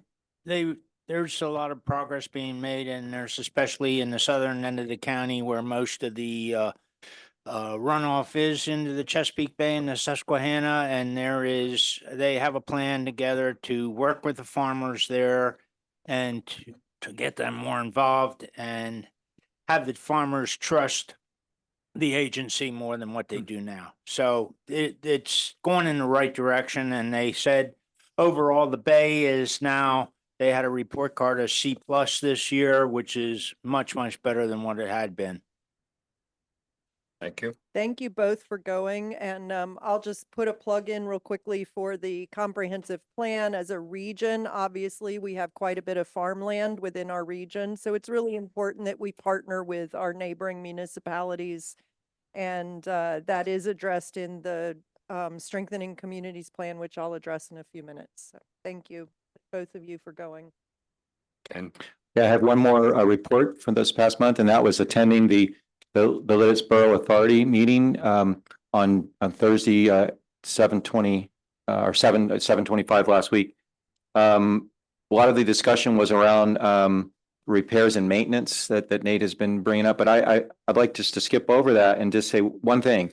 We have an engineer that provided 2 reports, which I thought was very interesting. One is that he's working on a design of a bypass conveyor at the wastewater treatment plant to allow dewatered solids after treatment in the centrifuge to be disposed of without going through the biosolids dryer.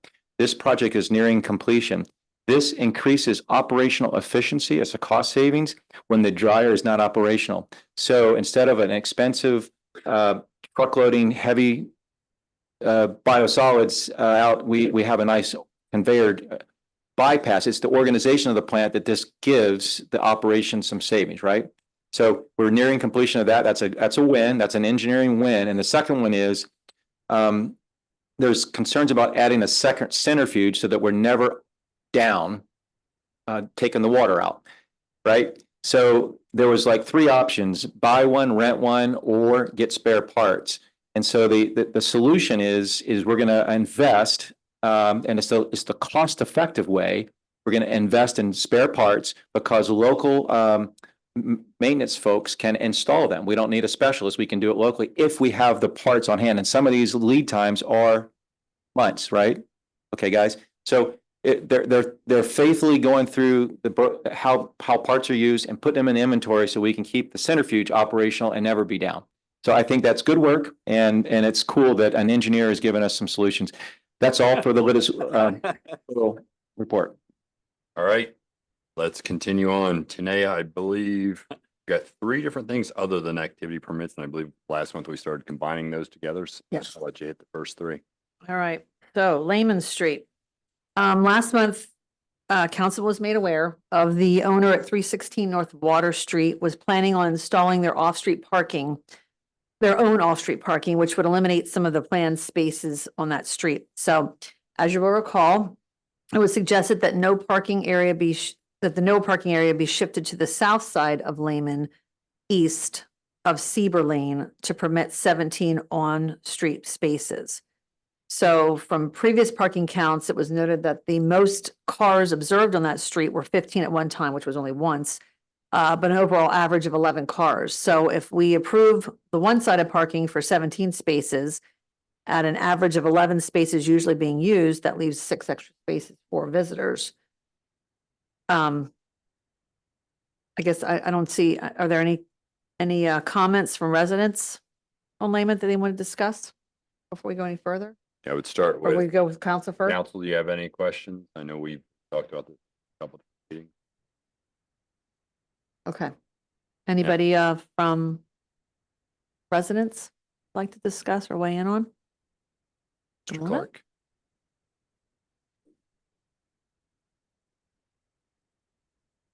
Good evening, Dana Clark again. Just one comment. When you go ahead and we talk about sign clutter, we spent a lot of time talking about A-frame signs and sign clutter. So take that in heart when you figure out how to post the signage or how to post no parking on one side or another. The suggestion of striping the street or striping or painting the curb is probably a better alternative than more signage. So that's just, I'm okay with the proposal. I think that makes sense. You did your due diligence. I'm going to ask what I helped me recall from last month. What exactly? I remember Mike's not here, right? Talked about different solutions. Were we painting and doing signs? Or are we gonna just do painting? I think I would defer to whatever the chief feels is best. So if it's adequate to do just painting and curb painting, but there might need to be some nominal signage. One of those ones that said basically there's no parking between here and here, one at each end. Okay.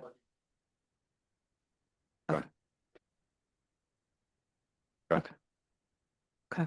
Very good. Signage is a problem. Too much signage is really a problem. So if you want to detract from your downtown, put up more signage. No, we agree. So, all right, thank you. Tanea, this is Chris. I just had one question out of curiosity.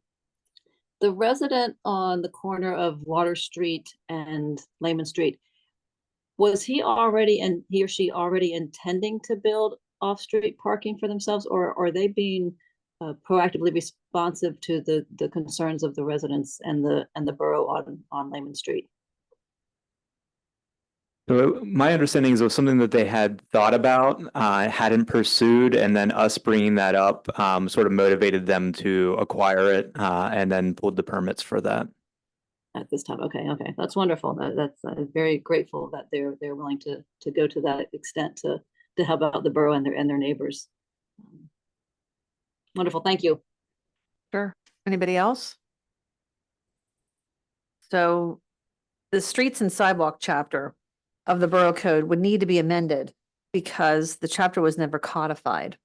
If you want to help me with this. Sure. Yeah, this is, I had the unfortunate discovery to realize that this ordinance has not been codified since the 1950s. The references to it didn't make sense. So in amending the chapter, I wasn't sure. Now we've had plenty of time and I was able to take Chief Nye's binder and codify the entire thing. So it is in a draft form. I sent it to the chief. He reviewed, had a couple comments. I have it to Public Works to see just to make sure that all the stop signs that are listed there are what's there in reality. I haven't had it, but at this point, I think it is comprehensive. And what should be done is that it should be if you agree, would be to pass a codified ordinance with this parking restriction included as the only new addition. And then everything's in a single place. And then sometime 50 years from now, someone looks at it and they don't have to piece everything together again. So we got to wait until you present, after it goes through everyone else's hands, present that codified ordinance. I think at this point, Public Works has had it for 2 months. I would say it's probably safe to advertise. And then we do have a draft right now that we could have comment on next month if everyone's comfortable with it. Okay. So I'll need to make a motion to approve advertising the ordinance. Yes. Yes. Yes, okay. Yes. I'd like to make a motion to approve advertising the ordinance of the streets and sidewalk chapter ordinance. Second. Motion is second. All in favor? Aye. Aye. Opposed? Motion approved. Second one is advertisement of additional 2024 paving. So council was given a memo recently with the list of additional paving projects that the Streets Committee is requesting council approve advertisement to bid. We've got Whiteson Lane, I think is how you say it, Keith Lane, Arrowhead Drive, Rank Lane, and Rodney Lane. This is only a request to advertise to bid the projects. So council will have the authority to choose all or some combination of the received bids. Do we have any questions about that? Nope. Anybody in the public? All right, I'd like to make a motion to advertise the 5 additional paving projects for 2024. Second. Motion is second. All in favor? Aye. Opposed? Motion approved. Number 3 is approval of emergency repairs for Main Street. I'd like to suggest that we just table this until next month. The borough's working on determining what, if any, parts of those repairs could be covered under insurance. And we don't have that information currently. No, at this point, it's going to be in excess of $45,000, but because it's a PennDOT road, insurance is evaluating a claim. Okay. Is everybody okay with us tabling that? Yep. Okay. All right. On to activity permits. I'm going to run down through these. Got National Night Out on August 6th for East Lemon Street. It's going to be from 5 p.m. to 9 p.m.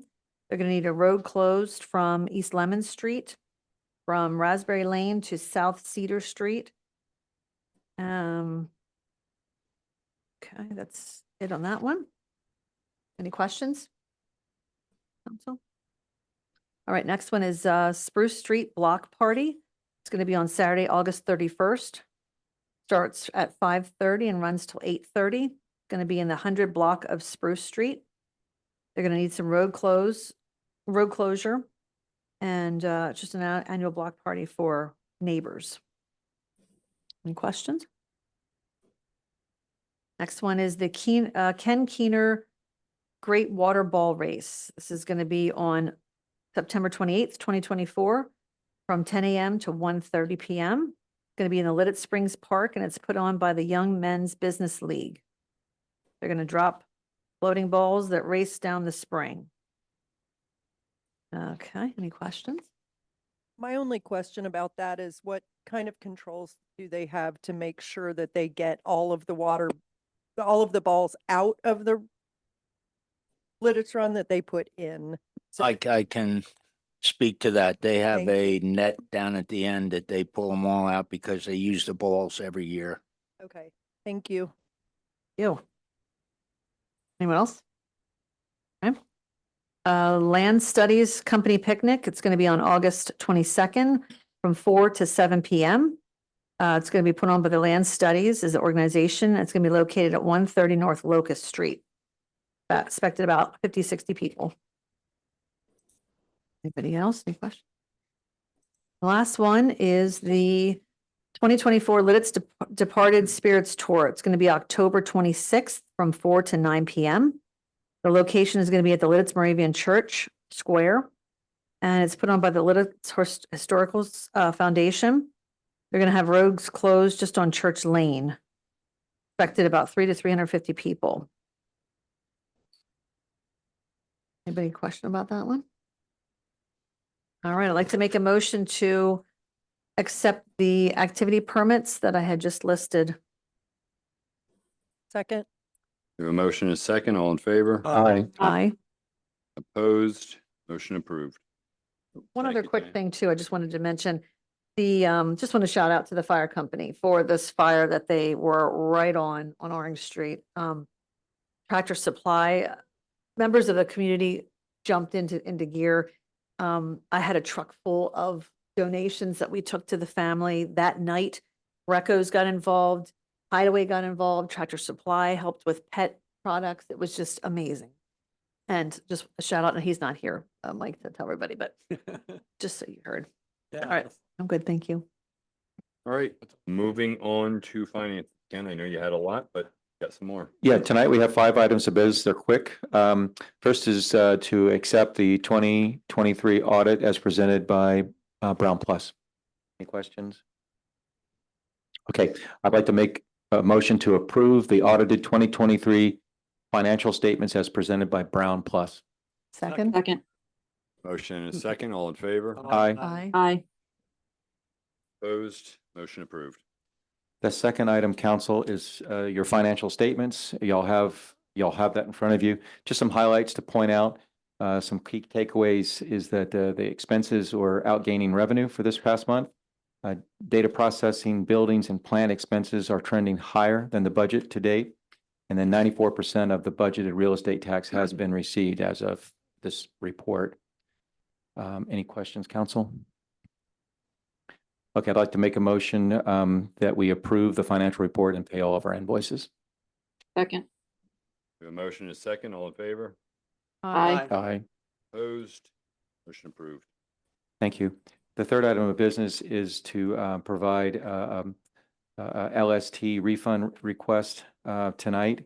And we have one borough resident that has filed for the local services tax refund, and his reason is approved. And so I'd like to move to approve Zachary Fulmer to receive a local services tax refund of $10. Second. A motion and a second. All in favor? Aye. Aye. Opposed? Motion approved. Our community is very generous, and again, tonight I'd like to recognize Lititz Trinity for their generous donation to the borough this past month. It's very kind that many people provide donations to help us, so we appreciate that. And the final thing is, I think I need to make a motion that to approve sharing the 2023 actual year-end budget and the capital policy and scorecard with the public. So I'm going to make that motion. Second.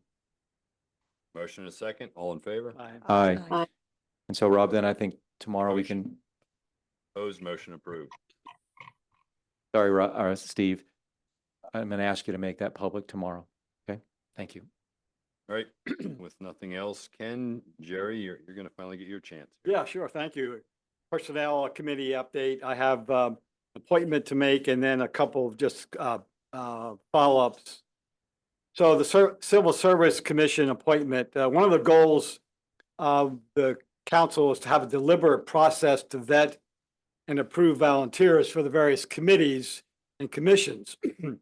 This process includes completing a volunteer questionnaire, interviewing with the Personnel Committee Chair, myself, and then approval by Borough Council. So following this process, I had the privilege of meeting with Douglas Baumberger to learn about his background, skills, and experience, which led him to volunteer for a position on the Civil Service Commission. Doug's qualifications include resident of the borough for a long time, former Borough Council member. He participated in previous Civil Service Commission police officer candidate interviews. Douglas had several ideas about how to vet future officer candidates as we talked together. He's a highly experienced team leader with discernment and strategic skills, and has a high appreciation for the work of the police department and the need to hire qualified officers. I invited him here tonight. He was here and he left. About 5 minutes ago. Yeah, so we almost got him, but I wanted to at least introduce him. So therefore, I'm recommending Douglas Bumberger as a Civil Service Commission member to a 3-year term effective October 1, 2024 to September 30th, 2027. Second. Got a motion and a second. All in favor? Aye. Opposed? Motion approved. My second civil service announcement is that Josh Stout has informed me that effective August 6th of 2024, he is no longer available to serve as an alternate on the Planning Commission. So I will work with Elijah and the chair of the Planning Commission to appoint a person to replace Josh on the Planning Commission. Then 3 quick updates. On July 10, had the privilege of meeting with the management leadership team of the borough. That includes Christine Brady as our office manager, Elisha Urick as our managing director of planning and development, and Rod McFadden as our manager of director of operations and administration. As you know, the current leadership team is a new model for our leadership here in the borough. So it's important occasionally to evaluate how that model and structure is working to assure that borough operations continue to be efficient and effective. And it also is important for the leadership team to know that the Borough Council supports them and wants to know what's happening. And so meeting with them was an opportunity to let them know how important we feel they are and how good of a job they're doing. So we did a couple of things, review job descriptions, lines of accountability, team members who to contact when an inquiry comes in from the borough residents, complaints, how they're responded to. Team members feel they're engaged and feel valued. Job performance evaluations are completed annually, and they indicated some leadership skills development as some professional goals. So really, I'm confident that the skills of our management team leaders at Lititz Borough are really maintaining the borough operations and are in good hands. So it's a new model from what we had in the past, and I think it's important that we take some time to review that, and that's what I did on the 10th of July. So thanks to the leadership team for their excellent work. A quick update on Chief Nye's leadership transition. Chief Nye's last day of employment will be May 2, 2025. We have sent out we developed a questionnaire to develop the goals, develop the characteristic skills and experiences needed for our profile to advertise for this position. The responses to those questionnaires are coming back to me, and I'm compiling them.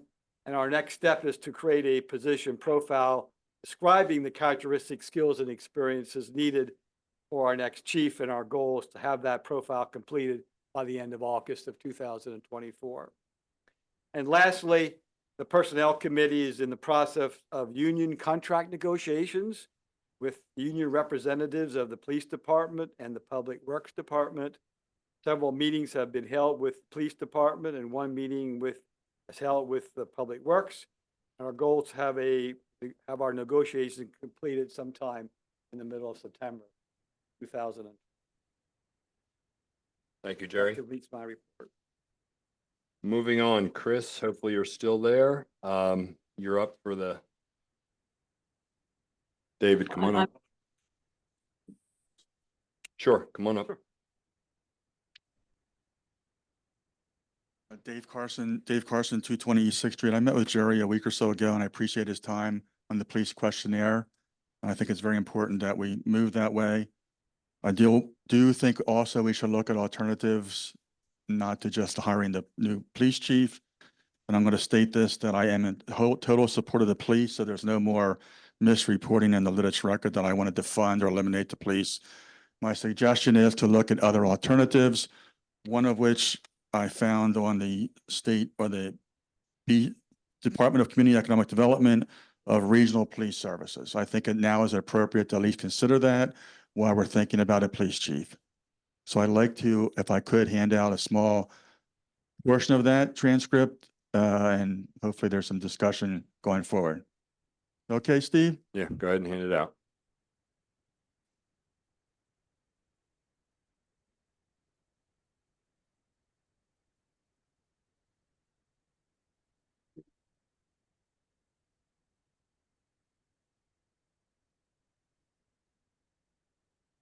We'll take a look at that. All right. Nothing else, Jerry? Nothing else. All right, Chris, planning. Looks like you have one item on there for an item we've been talking about for quite some time now. Yes, thank you, Steve. We have the much anticipated dedication of West Sixth Street and General Sutter in Warwick Woodlands. So we're at to the point now where we need to advertise to accept the dedication. Are there any questions from council before I call for a motion? Hearing none, I'd like to make. I was just going to say, I'm assuming council all understands what this means. Once it happens, we now are responsible for the maintenance and it goes on with it. There would be an When it gets handed over. There would be an 18-month maintenance guarantee that they would put into financial security, but yes, we would essentially take it over. Okay. And I know Moravian Manor is excited about having this happen. I'm sure they are. And we do have a borough engineer who will review and make sure that everything's as it needs to be and in compliance. with They've the got to do plans. that. We implemented something, Mary, I want to say 6-7 years ago, like even before like the final permit, the C of O, they go out and do the final inspection. So he'll make sure everything was, inlet's missing, it's the right slopes, everything. My understanding that's been completed. Yeah, I remember he had done that. I know you and I had been, because I've been asking for this for a while. Okay, Thank you. Chris, go ahead. Thank you. I'd like to make a motion to advertise to accept the dedication of West Sixth and General Sutter in Warwick Woodlands. Second. A motion and a second, all in favor? Aye. Aye. Opposed, motion approved. I think that's the only thing you had, Chris. Did you have anything else? Nope, that's it for me. Thank you. All right, Mary, zoning. Yeah, I just have one item I want to just make everybody aware of from the last zoning hearing board meeting. The Warwick House did receive a 6-month extension on their approvals, previous zoning approvals, because of some delays that they've experienced. I believe it's around property transfers and ownership. So I just wanted to make note of that, make sure everybody's aware of that. Okay. And that's all I have. Thank you. Thank you, Mary. Moving on to buildings and grounds. Back to you again, Ken. Okay, I have 2 items of business, and just want to let everybody know I'm enjoying serving on the Parks Committee. We meet outdoors, and I think that's been great this year. One of our leaders has suggested that, and it's brought us into the public, and we're getting some great interactions when we're seen out in the parks. So this month, we met at the Revolutionary War Memorial on East Main. And here, that's where we were, and here are the quick updates. New Street Park Land Studies is performing some removal of some weeds and so forth, so they're taking action there. And we have some trees that are going to be removed, and Public Works is removing their graffiti that was reported there. Spruce Street is removing a telephone pole and adding some pavers around the benches in lieu of concrete pads, so there's some work going on there. The Revolutionary War Memorial, the Shade Tree Commission will evaluate some of the aging hemlocks that have that are perhaps a danger to the nearby residents. They could fall. So we're looking at that, and that was part of the discussion at our meeting. Is that I'm excited about the group and the talent there and what they're doing to include some new landscaping, and they want to include native plants. They also want to use landscaping to help put delineate the property as the war memorial as far and separate it from the neighbors. So they're taking some efforts there. And there were some real thoughtful discussions about maintaining and undisturbing the burial site and bringing just some great attention to this sacred spot that's right here in our borough. So we have a good team, and some of the suggestions are going to take several years to do. So we're going to come up with a design, a plan, and then a rollout that will be needed at this location. One of the neat things is we did interact with a resident. He came out and started talking. He's a wealth of information, so he is going to make us better in some of the things that we do. And that was exciting to me to see that interaction with the team. So that's sort of the park report for this month. Stay tuned for more. I have one other bullet item that I want to share with everybody. I think it's important that everybody listen up to what I have to share. It's come to the Borough Council's attention that some users of borough parks are being made to feel uncomfortable using the parks and are being discouraged from using the parks by the intentional actions of third parties. Borough Council is extremely disappointed to learn of these actions by third parties and does not condone their behavior. Borough Council wants all users of the parks to feel safe and welcome in our parks. Borough Council wants the borough parks to be places of enjoyment, relaxation for all who wish to use them. If a user of a borough park either experiences or witnesses inappropriate conduct and or unwelcoming behavior by a third party while at a borough park, Borough Council encourages the park user to immediately report such actions to the Borough Police Department. The Borough Police Department will promptly follow up on these complaints and respond as appropriate to address the complained of behavior.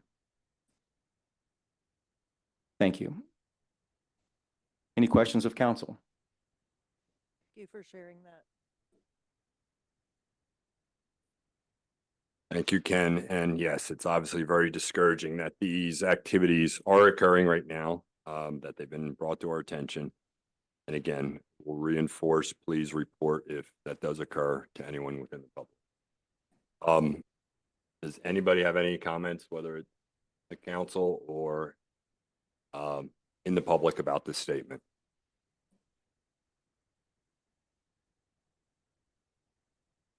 David, come on up. Going to provide specifics of the behavior you're reporting about? Not at this time. Any behavior that makes others feel uncomfortable, I think, is how we stated it.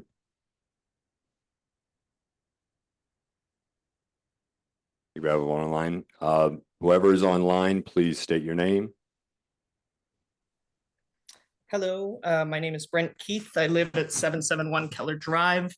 I'm here to talk about that, actually, the 6th Street Park. Basically, it's recently come to my attention that a resident on 6th Street has been taking purposeful actions to make families attending the park feel intimidated, distressed, humiliated, and fearful. I personally experienced this at my daughter's 5th birthday party when I was informed by parents that there was a man taking pictures of all the children playing on the playground. There were discussions about calling the police, but I said I would go talk to the man because at the time I thought there must be a plausible explanation. When I approached him and politely asked him to stop, he refused. At that point, I said it would probably be best for him to stop, letting him know that parents were discussing calling the police. At that point, he accused me of threatening him, told me he was a lawyer, and then continued taking pictures of children in the park. I immediately called the non-emergency police line, at which point he drove away. A few days later, another family made a post on Facebook about being yelled at by the resident while at 6th Street Park. When my wife shared our similar story, the resident's wife responded to my wife, not only admitting to the actions the resident was committing, but threatening to continue doing those actions, saying, and I quote, "Next time he will photograph you as well." And in another comment saying, "He will continue to take pictures of anything and anybody he wants. If you don't like that, stay away." After doing quick research about the history of the borough, it was easy to find many attempts by this couple to get the park canceled over the past few years. They've filed suit against the borough specifically 3 times in the past year related to the park. In the latest that was dismissed in the last week, it said, and I quote, "It is evident that if allowed, they will continue to utilize the court system to perpetuate their conflict with the borough, which has to stop. Accordingly, the court enters the following order," in which case the court dismissed the case. From that background, it is easy to assume that the intimidating, distressing, humiliating, and scaring children at the park is their latest attempt to close the park by making sure all families stop using it. I did bring 2 statements from families who have experienced this behavior from them firsthand. If the council will allow, I would like to read those statements because they weren't able to be here tonight because they're at home taking care of their families. Yes, go ahead. Okay. The first is from Lindsay Gardner. It says, "Dear Lititz community, my name is Lindsay Gardner and I live on Oak Lane in Lititz. I am a forever Lititz resident as I was born and raised here and a graduate of Warwick class of 2005. I am so fortunate to be raising my wonderful children in our small town. I would like to thank all of those who were involved with the building of the new playground on 6th Street. In total, I have 4 children that range in age from 10 to 8 months. This playground was perfect as it provided activities for all ages, benches, shade, and the perfect place for a fun morning this summer. Unfortunately, a neighbor tried to cut our morning of fun short by yelling menacing things from across the street. You see, I had created an obstacle course for my children, which allowed them to be both physically and mentally active. I was cheering them on as they accomplished their goals. Go, go, go, great job. It was 9 a.m. on a Wednesday morning, and we were having the best time. Without notice, a gentleman who lived across the street from the park started shouting, 'Keep your children quiet. People are trying to sleep. Don't you have any common sense?' Rather shocked, I simply responded, 'Sir, this is a playground.' After posting about this event on our Lititz Facebook page, I came to be aware that the neighbor was not only harassing my family, but many other residents and their children. I surely hope that as members of the community, we can work together to find a solution to this problem because everyone deserves a safe place to play and create memories with their families. Kindly, Lindsay Gardner." And then the second Lititz mother who has reported this behavior was Heather Thomas, who wrote, "The guy stood outside and stared at us with his arms crossed the entire time we were there, maybe 45 minutes, with his wife coming in and out of the house and watching too. It made us all uncomfortable, so we left. It was myself, my husband, our 8-year-old twins, and our newborn. We weren't being loud, not that it should matter, it's a playground, or disruptive in any way. It was daylight and about 6 p.m. My kids were excited to visit the new playground. We live close by, as they had been tracking its progress while built. Now they don't want to go back because of the creepy guy. It's such a shame because it's a cute playground and a great addition to our community." As in this case, many families appear to be simply leaving the park and not returning because they are being made to feel uncomfortable on purpose. I find this behavior unacceptable in our community, so I'm here to present this information to the borough and the community and to call out this behavior directly. David Carson, since you're the one asking for details, it was you and your wife Linda who did this.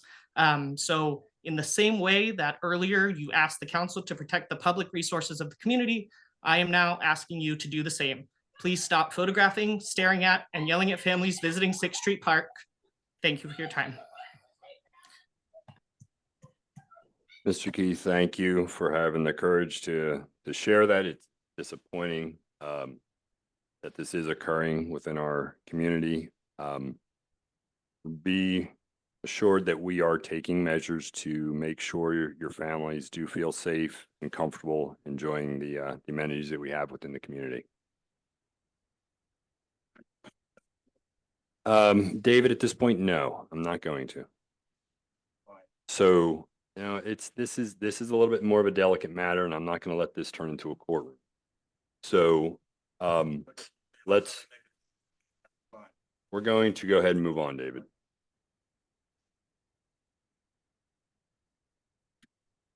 Anything else, Ken, from the buildings and grounds? No, but I rest. Well, wait a second, Steve. Anybody from the Parks Committee want to comment? I'm sorry, I didn't mean to cut you off, but.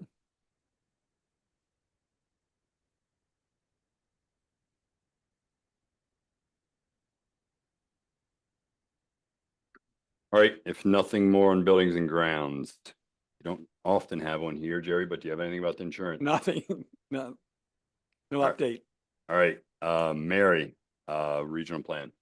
Yeah, thank you. Great discussion at the Planning Commission meeting last month. I really appreciate the diligence that they're taking in reviewing the draft Strengthening Community 2030 plan and preparing for a recommendation to council. They will be having an official public meeting on August 6th to review that plan. And we will need to advertise for a public hearing.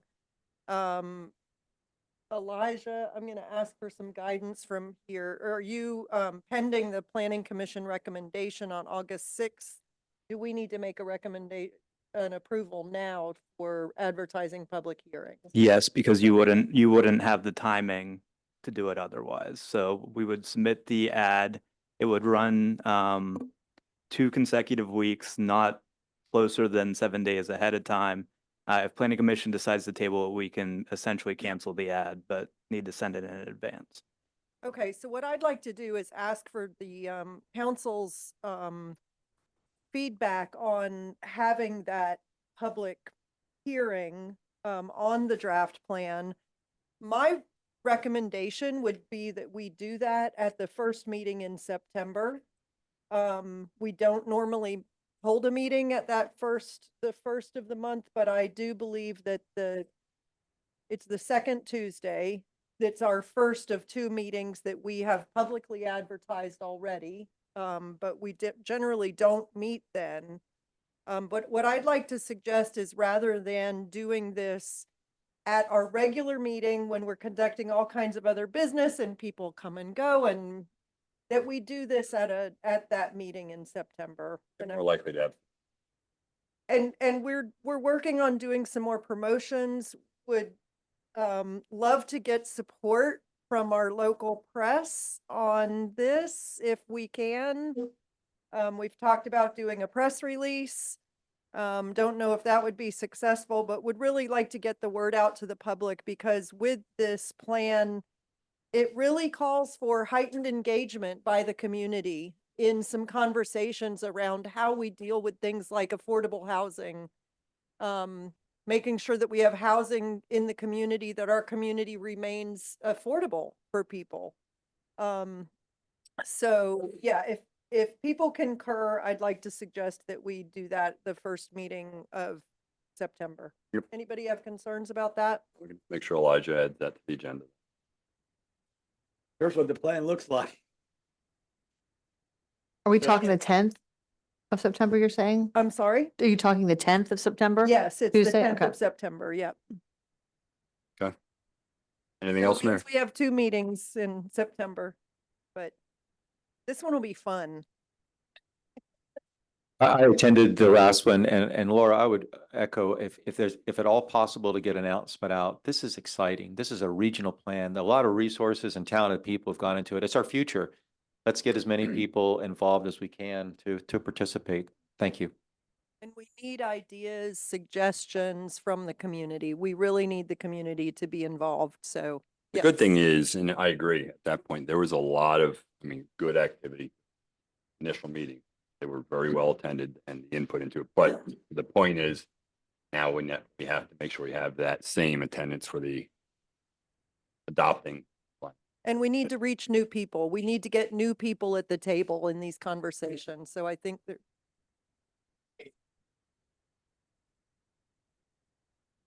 7 p.m. on September 10th. Thank you.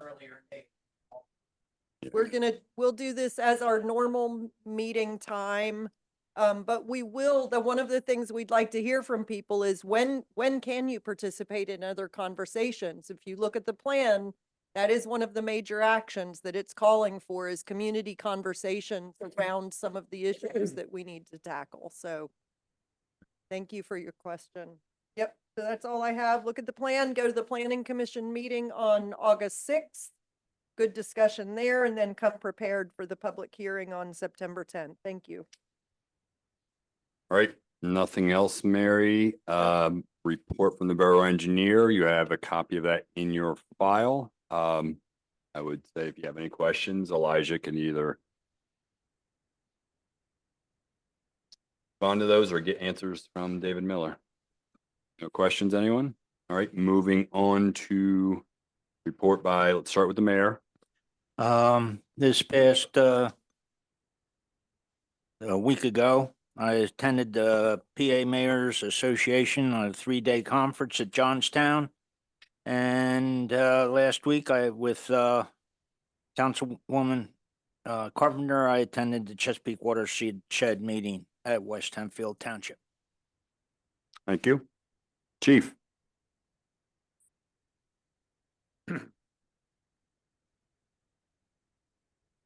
Just a few events that we had. Obviously, July 4th parade and fireworks were well attended. I believe probably was a record attendance.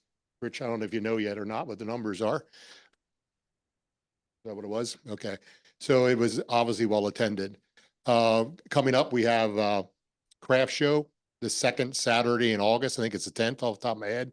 We actually also have our National Night Out. We don't have any actual National Night Out, which is always the first Tuesday of the month in August. We're actually having the second week just due to staffing. We had to bump it back a week. And of course, cruise nights coming up in the third Wednesday in August. So that's all I have. Nothing, other reports. So any questions? Chief, just wanted to say, I spoke to your officers on the 4th. They were out there working hard in the heat. They were there all day. So we do appreciate the effort that they put in to keep our community safe. And some people had asked, why was there a one-day event instead of 2 days?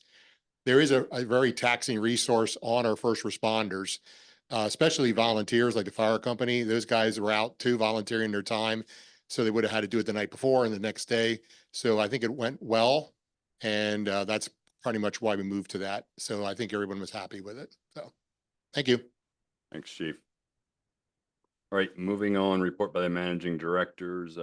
Elijah, you want to go first? Anything you want to share other than what you have in your report? I think most of my stuff was already covered. The only thing I'll say is we're already working on easements for the 2025 Front Street water main replacement. We're looking at two. One is north of Woodstream. The other one is out at the far end of the borough on Versatech property. Okay. Rob, anything you want to share?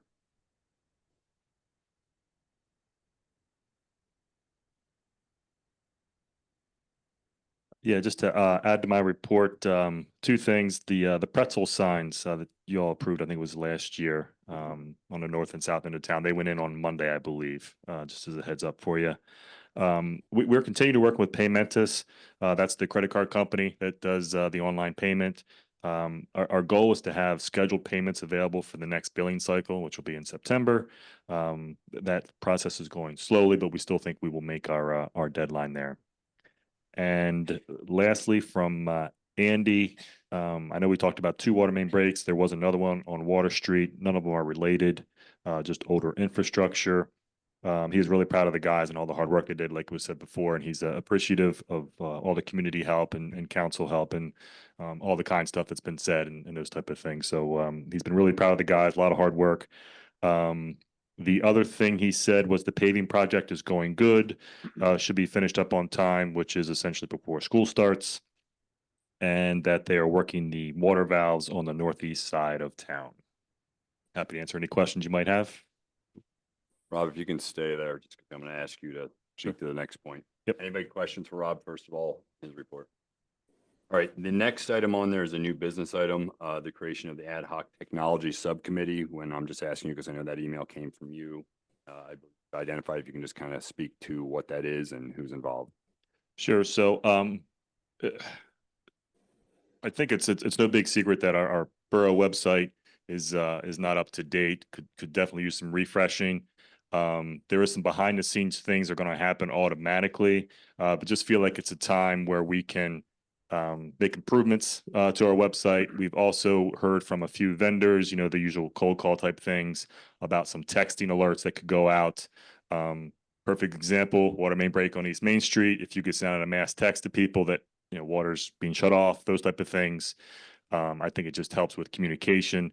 I have no idea what it looks like. I foresee, you know, council involvement, community involvement to kind of make a website and then another form of communication for emergencies, texting, whatever it might be, kind of one big package. That'll probably take a long time and a lot of due diligence. Yeah, I thought it was a great idea. I think, Steve, correct me if I'm wrong, you were going to be involved. I'd ask Tanae and Mary. Yeah. Yeah. Thought so. Okay. Thank you for that idea, Rob. All right. No unfinished business, no other business. Curious even what's supposed to fall under each of those categories. I don't know if we've ever had anything. So the last is petitions, really the public comment period. So I'm going to ask for public comment. If anybody has anything, I'm going to preface it with basically our standing. This is public comments about any topics that have not been discussed tonight. No previous comments, no repetition of comments. I will cut off comments if they are to repetition and they're the same comments we had earlier, or if they have anything to do with comments previously discussed tonight. Does anybody have public comments regarding something brand new? Okay. Jason Burkholder, I live on East Lincoln. I'm referencing the discussion earlier about the historic buildings. The gentleman who stepped to the microphone mentioned that maybe real estate agents could be helpful in identifying that. I would say sure, but also it only takes 75 hours of classes to get a real estate license. We are not experts in those things. Other municipalities solve this challenge by going with what the state recommends, which is the municipality identify historic properties, make sure the sellers are aware of that, and the burden is on the sellers to disclose the existence of historic property. And as real estate agents, we ensure the sellers comply with disclosure laws. So I would suggest that when you're discussing how to go forward, asking real estate agents to identify historic properties and take the burden on of the responsibility of the agent to disclose it is going to go against what the state recommends a licensee does. Just wanted to mention that just because that was, again, I know council didn't recommend that, but the architect thought maybe that was something. Again, be careful what you wish for is my statement. Yeah, I appreciate you coming up. I completely forgot that was your profession and No, I didn't want to drag that out. I don't want to do it now. When you guys get around to that, I'll be happy to talk about what we do and would be happy to do. I would what we do welcome across the state. I would welcome Yeah. Elijah if there's I think Mary would have an interest in that, get people together and just see exactly, because I have no idea. You know, I know there's disclosures when I bought properties, but I have no idea in there, does it say they have to say, hey, this is a historic house in the historic district? Yeah, well, there are disclosures for that and they are on there. And as a licensee, I can say, I've been doing this for, a couple decades now. I would say that there's times I might not be qualified to disclose that, let alone someone fresh out of licensing school. So it's more appropriate to say the licensee would be involved in making sure the sellers comply with the local regulations, but the borough would be the first party to be able to identify what's actually historic. Yeah, I mean, I have a house that I live in on Lincoln where I don't know if the house was built in 03 and the barn in 06 or vice versa, but I don't know if it's there's a plan it's in our ordinance. Yeah. There's a map with all red dots or yellow dots or green dots. Well, and that's It's something. gonna go on the new website. That's perfect. We'll work on a communication plan for that. Yeah, I'll be happy to assist. Yeah. All right, thank you. Thank you. All right, anybody else, anything new that has not been discussed? David, come on up. I'm going to deny any of that behavior that was stated. I didn't get a chance to defend myself. These are not all the facts. There was no intimidation, no harassment. If anybody attempts to stop my free speech constitutional rights by standing and looking at park or photographing in the park, nobody was photoing any children. I will be taking appropriate action if you try to stop my free speech. That gentleman was wrong. He wanted to come and confront me in a public thing. We have a discussion. That lady was wrong too. I simply asked people to just be quiet, not be quiet, just not scream. My children were sleeping. There was no yelling. So I will defend myself. And what was said was inappropriate. So I hope the borough doesn't think they're going to try to squelch my free speech. You will be met with constitutional requirements. If anything that was done was illegal, I told them to call the police that day. I waited around. So what he said was wrong. If anything that I was done, supposedly did was illegal, come and charge me. Okay, thank you, David.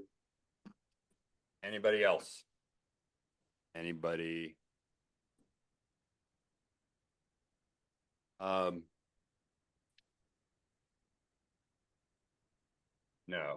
I don't. Brent, I try to avoid back and forth debate with things. I would say if you've got some further comments, share those with council or with the police, and I would say specifically with the police department. Thank you.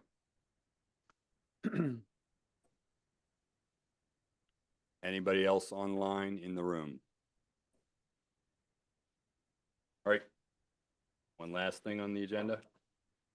Adjourn. Second. Motion and second. All in favor? Aye. Thank you for coming.